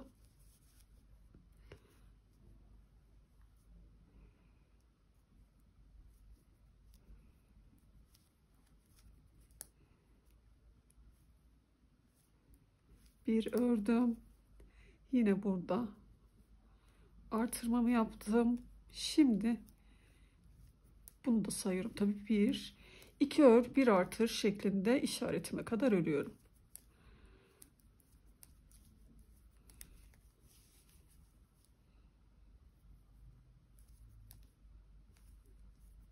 İki ördüm. Artırıyorum. 1, 2 ördüm. Artırıyorum. İlerledim. 2 ördüm şu an. Artırıyorum. Ve 2 ilmeğimi örüyorum. Zaten örgüme başlarken bir tane artırma yaparak başlamıştım. Bu aşamadan sonra artık örgümü döne döne öreceğim. Gerekli uzunluğa gelene kadar uzatacağım. Şimdi ilmeğim kaç tane oldu onu sayıp söyleyeceğim size. Örgümdeki misinalı şişimdeki ilmeklerim 140 tane ilmeğim oldu. Bu 140 ilmeğimizi düz örgülerle örüp ilerleyeceğiz. Yeterli uzunluğa gelene kadar şöyle koltuk altını da birleştirmiş oldum. Bu aşamadan sonra bir detay olmadığı için bizler örüp ilerleyelim. Sonrasını yine beraber devam edelim. Beden çevresini örerek yeterli uzunluğa geldim. Bu uzunluk benim için yeterli. Hemen koltuk altından ölçtüğümde de 21 santim 20 santim arası çalışmış olduk. Ters sıralarımı da içeriden saydığımda onu nereden sayıyorum? Artırma yaptığım yer var ya, 2 ördüm 1 artırdım dediğim noktadan itibaren şuradan ördüğümüz yere kadar saydığımızda da 60 sıra örmüş olduk. Zaten belli oluyor sıralarımız. Ters sıralardan saydığımızda. Bu uzunluk benim için yeterli. Dediğim gibi sizler bebeğinizin kalıbına göre birazcık daha uzun veya daha kısa çalışabilirsiniz. Bu aşamadan sonra artık A çalışmasına geçeceğiz. Ön kısmını ve arka A kısmını çalışacağız. Yanlarda da bacaklarımız için kesmeler olacak. Bu 140 ilmeğimizi nasıl ayıracağız? Hemen şemada göstereyim. Ön için 20 ilmek, arka taraf için 40 ilmek, yan tarafta keseceğimiz ilmekler de 40 ilmek üzerinden olacak. Şurada da gösterdiğimde ördüğüm şey de daha anlaşılır olacak. Şöyle, ön ağımız için 20 ilmeğimizi ayırdık. Arka için 40 ilmek ve şurada yan bacak kesmelerini de 40 ilmek üzerinden yapacağız. Bunu nasıl hesaplayacağız? Örgümüzün başlangıç ve bitiş noktası dediğimiz işaretimi alarak örmeye devam ettim. Bu işaret bizim için önemli. Çünkü bize ayırdığımızda yol gösterecek.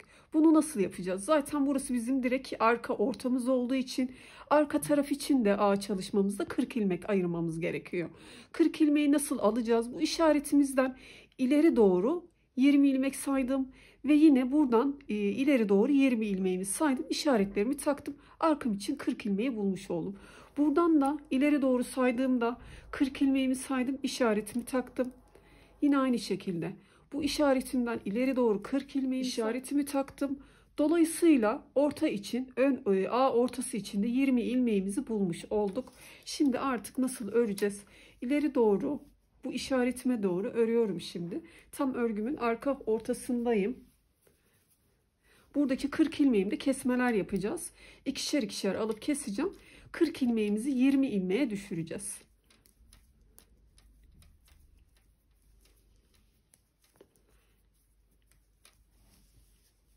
İşaretime kadar örüyorum.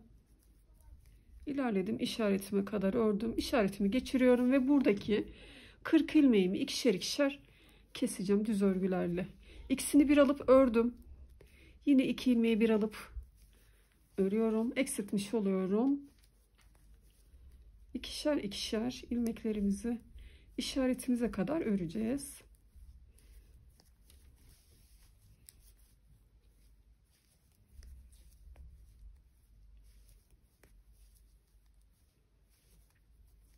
İlmeklerimi eksilttim. Yan bacak için olan 40 ilmeğimi 20 ilmeğe düşürdüm. İşaretimi yine alıyorum. Buradaki ön ağdaki 20 ilmeğimi örüyorum. Düz olarak tek tek örüyorum burayı. 20 ilmeğimi bu işaret noktasına kadar ilerledim. Yine yan taraftaki bacak kısmı için 40 ilmeğimdeyim. Burada da ikişer ikişer örüyorum yine ve 20 ilmeğe düşürüyorum.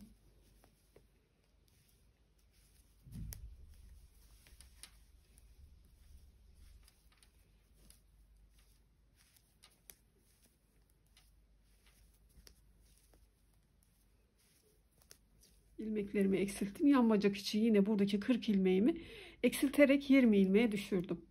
İşaretimi yine alıyorum. Ve burası bizim diğer işaretime kadar, şu gri olan işaretime kadar arka ağ çalışmam. Buradaki ilmekleri yine düz örgülerle örüyorum. Tek tek örüyorum.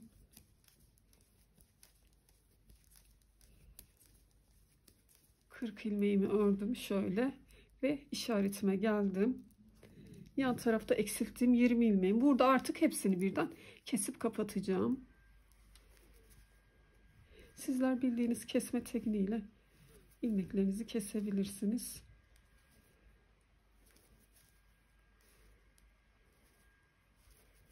Şöyle kesiyoruz. Kesmeleri yaparken çok sıkmadan kesmemizi yapalım ki kasmasın örgümüz. Hem bebeğin bacağını rahatsız etmesin. Buradaki ilmeğimi de kesmem gerekiyor.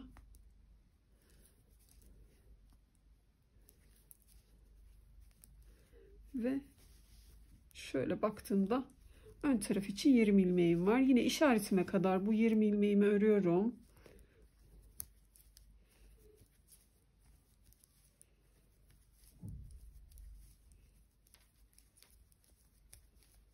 ...20 ilmeğimi ördüm. Buradaki işaretimi de alıyorum. Bununla işim bitti.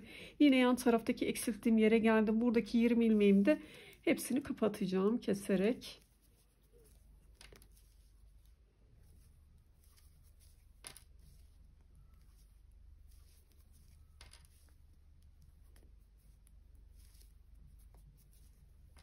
Çok sıkmadan kesiyorum yine.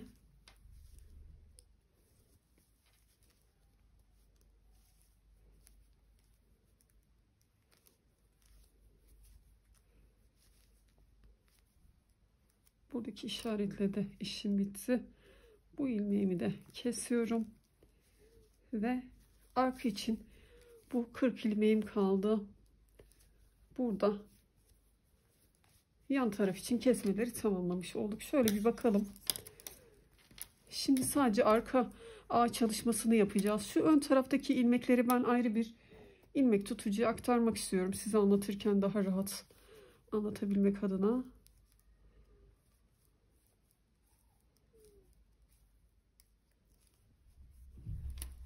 Bu işaretimi de alıyorum. Bununla da işim bitti.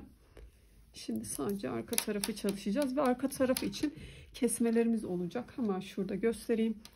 Şöyle baştaki 2 ilmeği öreceğim ve yanındaki kesmeler örgümün sonunda da 4 ilmek bırakacağım. 2 ilmeği keseceğim. Kalan 2 ilmeği öreceğim şekliyle bu görüntüyü vererek kesme yapacağız arka için. Şimdi önce bir ön yüzden örelim. Sonra arka yüzden de örelim. Örgümüzün ön yüzünde kesmelere başlayacağız.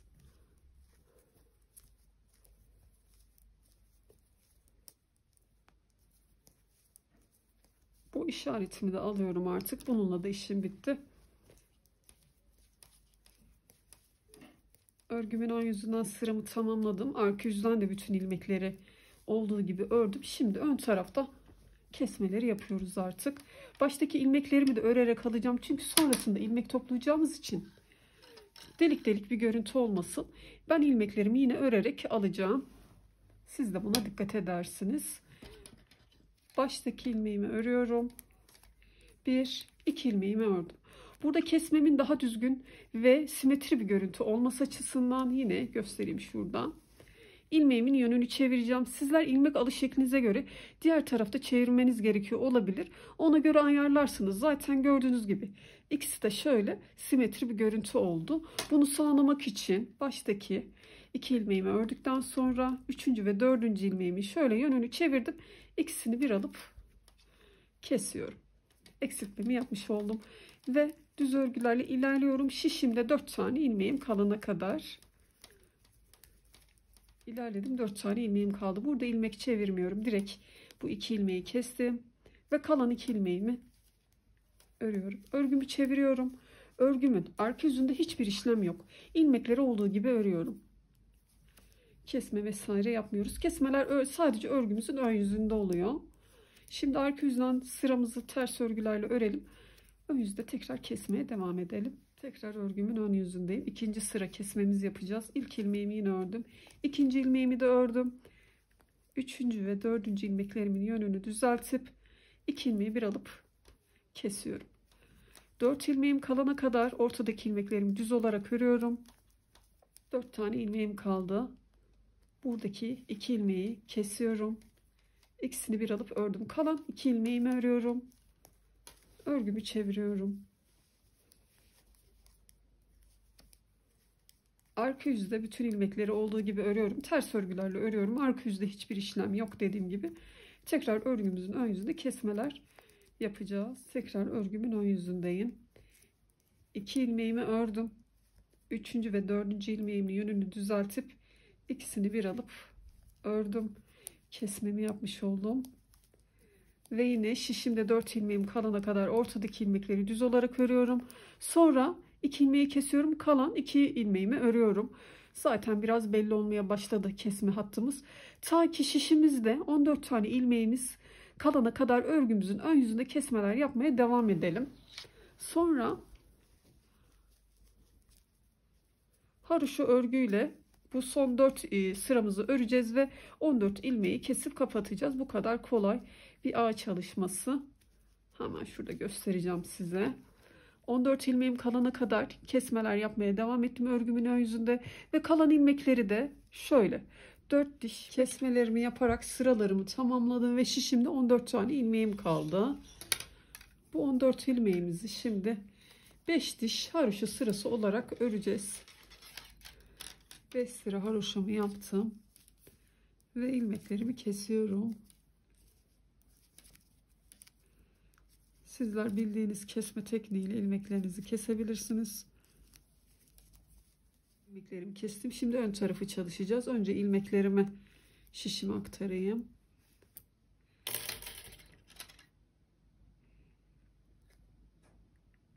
Yine burada da aynı mantıkla kesmeleri yapacağız. Ta ki şişimizde 14 ilmeğimiz kalana kadar. Önce ipimi bağlayayım.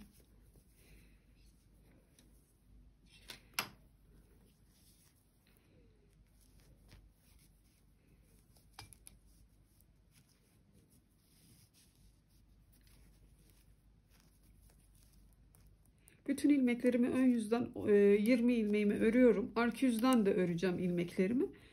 Örgümün ön yüzüne geçtiğimde başlayacağım kesmelere. Şimdi sıramızı tamamlayalım. Arka yüzden de örelim.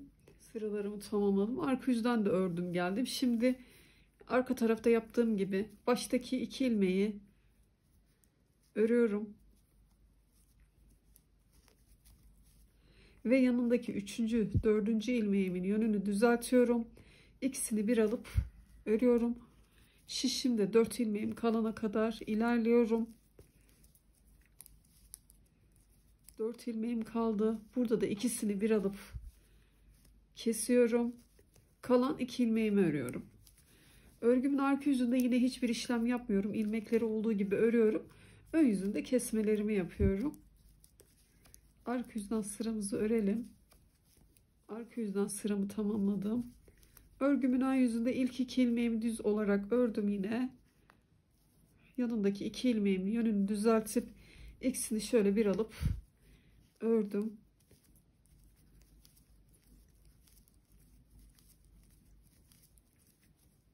İlerliyorum. 4 tane ilmeğim kaldı. Bu ikisini bir alıp kesiyorum. Son 2 ilmeğimi örüyorum. Ön tarafta bir sıra daha kesme yapınca 14 ilmeğe düştüm. Bu 14 ilmeği şimdi hiçbir işlem yapmadan ön yüzden düz, arka yüzden ters tabii ki 11-12 sıra öreceğiz. Sonra haroşa detayına geçeceğiz. Şimdi bizler dediğim bu sıraları yapalım. Kaç sıra ördüğümü söyleyeceğim. Şimdi hiçbir kesme vesaire yapmadan bu 14 ilmeğimizi örelim. Yine sıralarımı tamamladım. Kesmeyi bitirdikten sonra arka yüzden sıralarımı saydığımda 13 sıra çalışmış olduk. 2, 4, 6, 8, 10, 12, 13 sıra çalışmış olduk. Şimdi haroşa sırasına başlıyorum. 2 diş haroşa çalışalım. Sonra ilik açacağız ortada. 2 sıra haroşamı ördüm. İlmek alış şeklimden dolayı ben örgümün arka yüzünde iliğimi çalışacağım. Baştan 3, 7 ilmek öreceğim. 4, 5, 6, 7 ilmeğimi ördüm. Şişime şöyle bir doladım. İpimi şöyle doladım. Yanındaki 2 ilmeği bir alıp kesiyorum. Ve kalan ilmeklerimi örüyorum. İliğimi çalışmış oldum. 2 sıra daha haroşa çalışacağız. Sonra ilmekleri kesip kapatacağız. Arka tarafta 5 diş haroşa çalışmıştık. Çünkü buraya düğme dikeceğimiz için o yüzden 5 sıra yapmak istedim. Burada 4 sıraya tamamlayalım. Zaten 3. sıramızı geçiyoruz. İliğimiz de şöyle ortaya çıkmış oldu. 4 sıraya tamamladım. İlmeklerimi kesiyorum.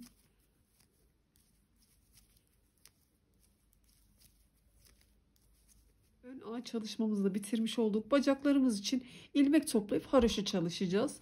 Bunun için örgümüzün ön yüzü bizde kalacak şekilde hemen şuradan en uç kısımdan ilmeklerimi toplamaya başlayacağım.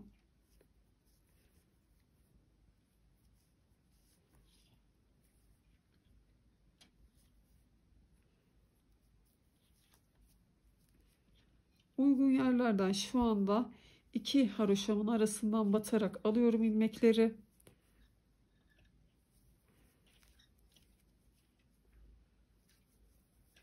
Burada da gördüğüm her bir ilmeğimin içinden batıyorum. Zaten örgümüzün kenarlarını örerek almıştık. Ama her bir ilmeğin içinden batarsak çok ilmek toplamış oluruz. Zaman zaman şöyle atlayalım. Bir üstteki ilmeğimizin içinden girelim. Şuradan girdim. Hemen yanını takip ettim yine. Yanını takip ettim. Burada bir tane atlayıp bir üstündeki düzümden girdim. Bu şekilde dengeli bir şekilde ilmekleri toplayalım. Çok seyrek de olmasın, çok sık da olmasın. Arda arda çıkarıyorum şu sıramdan. Şuradaki sıralarımı takip ederek. Sonra bir tane atlayarak ilerliyorum. Zaten şu an kesme yaptığım yere geldim. Şöyle bir tane atladım. Şuradan alalım.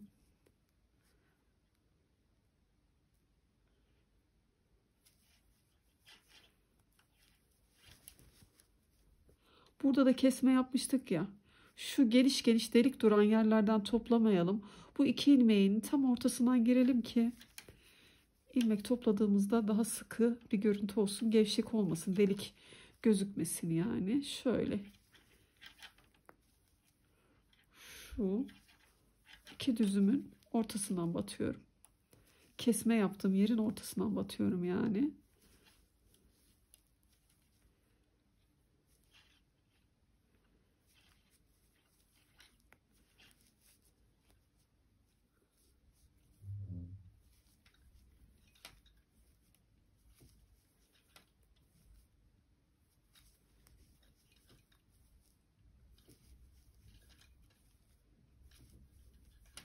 Sıramı takip ettim. Şöyle bir tane atladım yine.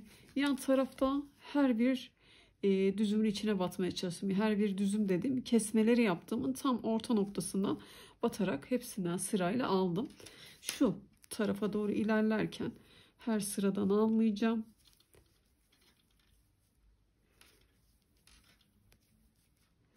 Yine bir tane atlıyorum.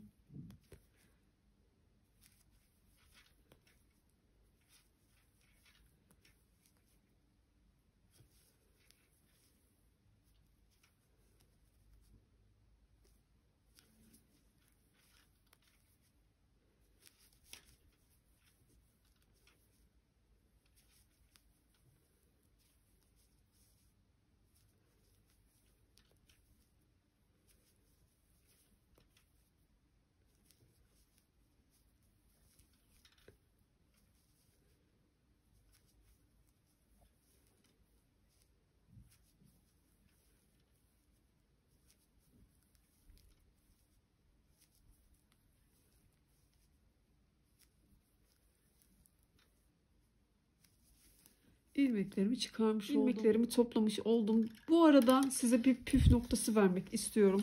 Bu paçamız için ilmeklerimizi topladık ya. Diğer tarafında yine aynı şekilde ilmek topladığımızda eşit ve orantılı bir görüntü sağlamasını istediğim için her zaman paçalarımda ben bu tarz şortlarda ilmek toplarken notlarımı alıyorum. Nasıl? Şu A kısmına kadar yine burada da aynı ilmek sayısını toplamak istediğim için sayıyorum. Mesela şurada bir kesik bölük bir hat var. Çünkü yan tarafta kesmelere başlamıştık. Bu noktaya kadar ben notumu aldım. Hemen 18 ilmek toplamışım. Şurası benim kısa tarafım, ön tarafım. Şurada arka tarafa doğru oluyor. 18 ilmek toplamışım. Şu yan taraftaki kesme yaptığım noktalardan da 21 ilmek toplamışım. Bunu da not aldım.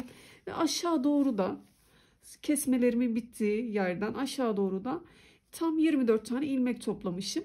Aynı şekilde diğer tarafta da ilmeklerimi topladığımda gayet güzel bir görüntü elde etmiş olacağım için buna da dikkat edelim. Size de söylemek istedim.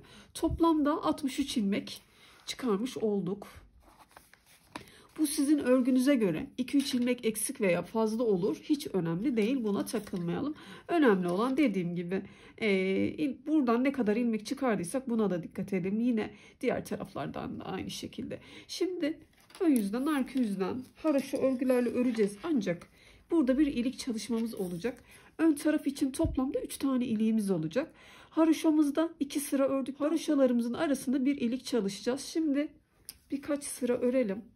Bu topladığımız ilmekleri başka bir detay yok. Sadece şurada bir ilik çalışmamız olacak ön tarafta dediğim gibi.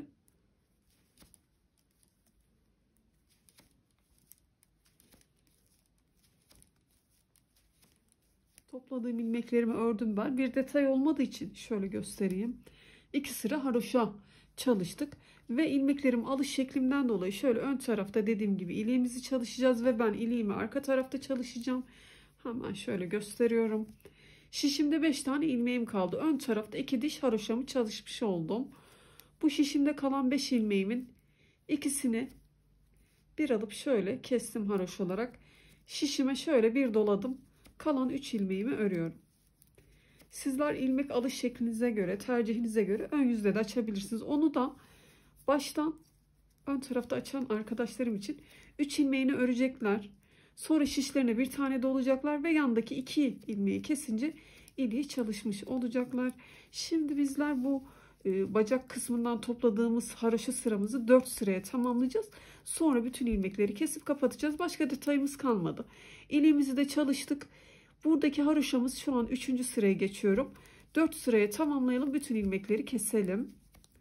Diğer taraf için ilmek toplayacağız.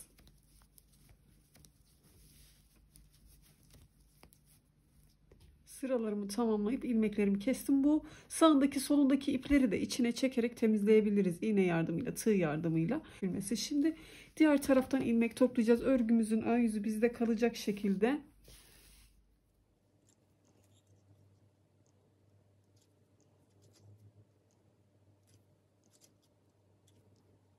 Diğer tarafta nasıl yaptıysak burada da ilmeklerimizi toplayıp 4 sıra haroşamızı çalışacağız. Tabii ön taraf için iliğimizi açmayı unutmayalım. 2 sıra haroşamızı öreceğiz ve sonra ucunda 3 ilmek bıraktıktan sonra iliğimizi çalışacağız. Bu detayı tekrar göstermeme gerek yok. 4 sıramızı tamamlayalım. Buradaki lastik çalışmamızı da tamamlayalım. Sonra arka taraftaki için ben bu arada yaprak çalışmamı da diktim. Şu 2 sıra haroşada gitmiştik ya en son yaprağın uç kısmına. Orada dahil yaprağımızı minik bir dikişle birleştirerek tamamladım. Kol altı dikişimi de yaptım. Yakası için arka tarafta bağcığımızı da çalıştık. Tabi bağcığımızı nasıl yaptığımızı göstereceğim. En son 3 ilmekle yaptık. 3 ilmeğin hepsini bir toplayıp kesiyorum. Buradaki ipi de içine alıp temizliyorum. Bunu da size göstermek istedim. İğne yardımıyla yapıyorum. Burada 3 ilmeği bir alıp topladım. Kesmemi yaptım. Ve ucundaki kalan ipi de şöyle içine alıyorum. Bu lastik çalışmamızı tamamlayalım. Sonra bağcığımızı çalışalım. Tulum çalışmamızı bitirmiş olacağız. Bağcığımızın uzunluğu da sizin tercihinize göre değişir tabi. 23-25 santim arası çalışacağız. İlmeklerimi topladım. 2 sıramı da ördüm. Buradaki iliğimi de göstermek istiyorum size. Ben arka yüzde açıyorum iliğimi.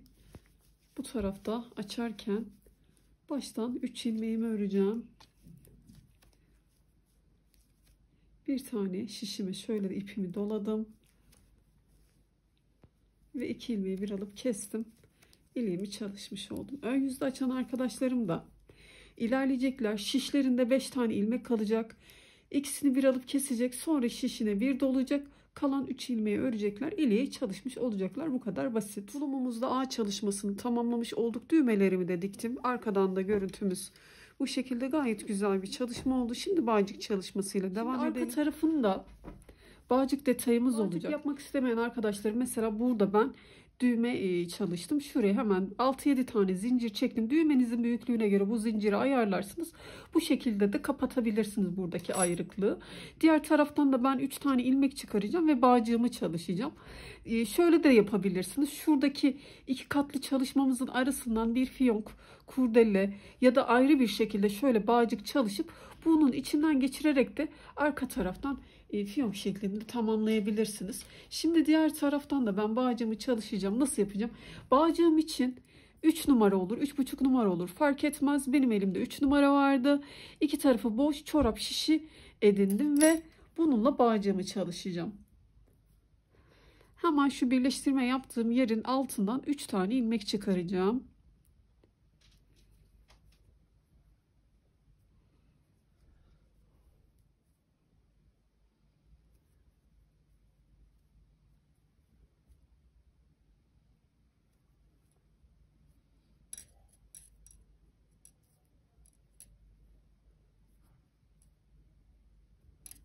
Burada bağcığımızı yaparken 3 ilmekle çalışacağız ve düz örgülerle öreceğiz. Şimdi ilmeklerimi şişimin diğer ucuna doğru kaydırdım. Ve 3 düz örüyorum.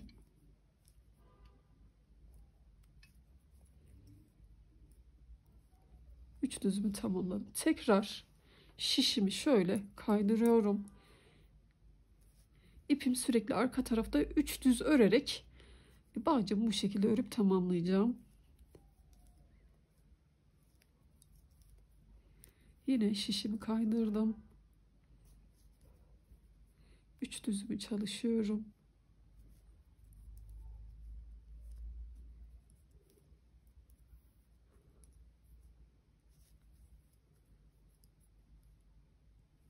Bağcığımız yeterli uzunluğa gelene kadar bu şekilde örelim. En son bittiğinde de 3 ilmeği birden toplayıp kapatıyorum. Sonra ipi de içine alıp temizliyorum. Dibinden kesmeyelim, sağındaki solundaki ipleri içine alıp temizlerseniz daha sağlam olur. Şimdi bu bağcığımızı da tamamlayalım. Düğmelerimi de dikeyim. En son ölçü vererek tulumumuzu bitirmiş olacağım. Bağcığımız da şöyle ortaya çıkmaya başladı. Bağcık çalışmamı tamamladı ve tam 25 santim ördüm. Bu uzunluğu siz kendi son haliyle ölçüsünü vereyim. Yaka ortasından en uzun yerini ölçmeye çalışıyorum. A bitimine baktığımda 38 santim. Genişliğimiz de biraz volanlı bir görüntü ama yine de benimle kıyaslayabilmeniz için ölçüyorum. 30 santim. Koltuk altından yine ölçeyim. Haroşa bitimine kadar yan tarafta. 23-24 santim arası çalışmış olduk. Bu haliyle yine kol çalışmamızı da yakadan itibaren ölçtüğümde şöyle bakıyorum. 26 santimde 26,5 santimde kol çalışmamız oldu. Tulumumuzu bu haliyle tamamladık. Daha küçük nasıl öğrenmek isteyen arkadaşlarım, bizler 65 ilmekle başlamıştık. Sizler yakanıza 60 ilmek atarak başlayabilirsiniz ve aynı mantıkla örüp ilerleyebilirsiniz. Ama ben zaten videodakine bakarak ilerlemek istiyorum diyorsanız bu artırma sıralarımız mesela 4 ör 1 artır ve 7 ör 1 artır noktasına geldikten sonra yaprağımızı birleştirdik. Sizler hemen bir üst sırada yaprağınızı birleştirme yapabilirsiniz. Haliyle bedendeki ilmek sayımız az olacaktır. Yaprağımızı da bir iyi yaprak veyahut bilmiyorum 2 yaprak eksik olur. İlmek sayınızı ona göre kıyaslayıp yaprağınızı birleştirirsiniz. İlerlersiniz. Birleştirdikten sonra yine artırma çalışmalarımız var. Burada da bir sırasını eksik yaptığımızda haliyle beden sayımız daha az olacaktır. Kolları öreceğiz. Beden için de toplamda diyelim ki 128 ilmeğimiz oldu. 128 ilmek üzerinden hesaplayalım. Şu A kısmındaki dağılımı hemen size göstermek istiyorum. Zaten bunun küçük çalışmasını ben askılı şort tulum olarak anlatacağım. Oradan da faydalanarak şu A kısmını çalış. Üst tarafı siz çalışırsınız daha ufak şekilde. Dediğim gibi bu artırmaları ayarlarsınız, yaprağınızın büyüklüğünü de, ve bedeniniz 128 ilmek olduğunda da bu ağ çalışmasını nasıl dağıtacaksınız? Ön için 20 ilmek, arka için arka için 36 ilmek, yan taraftaki kesmeler için de şuradan bahsediyorum. 36 ilmeğimiz olacak ve kesmeleri aynı mantıkla yapıp ilerleyeceğiz. Dediğim gibi o videodan faydalanarak şu ağ kesimini yapabilirsiniz. Daha ufak yapmak isteyen arkadaşlarım. Daha büyük yapmak isteyen arkadaşlarım, yakamızı bizler 4 ör 1 artır şeklinde yapmıştık. Sizler hemen 3 ör 1 artır yaptığınızda haliyle daha çok yerde artırma yapmış olacaksınız. Beden sayımız da büyük olacak. Bizler bu haliyle 15 defa artırma yapmış olduk. Şuraları sayıyorum. Şu hat belli oluyor ya. 15 defa artırma yapmış oldum. 3 ör 1 artır yapınca fazla yerde artırmalar olacak ve tulumumuz da büyük olacak. Ona göre de bu yaprak sırası geldiğinde ilmek sayınız da büyük olacak. Yaprağınızı da 2 yaprak fazla çalıştığınızda, geldiğince tüm detayları anlatmaya çalıştım. Umarım faydalı bir video olmuştur. Videomu buraya kadar izlediğiniz için teşekkür ederim. Başka çalışmalarda görüşmek üzere. Hoşça kalın.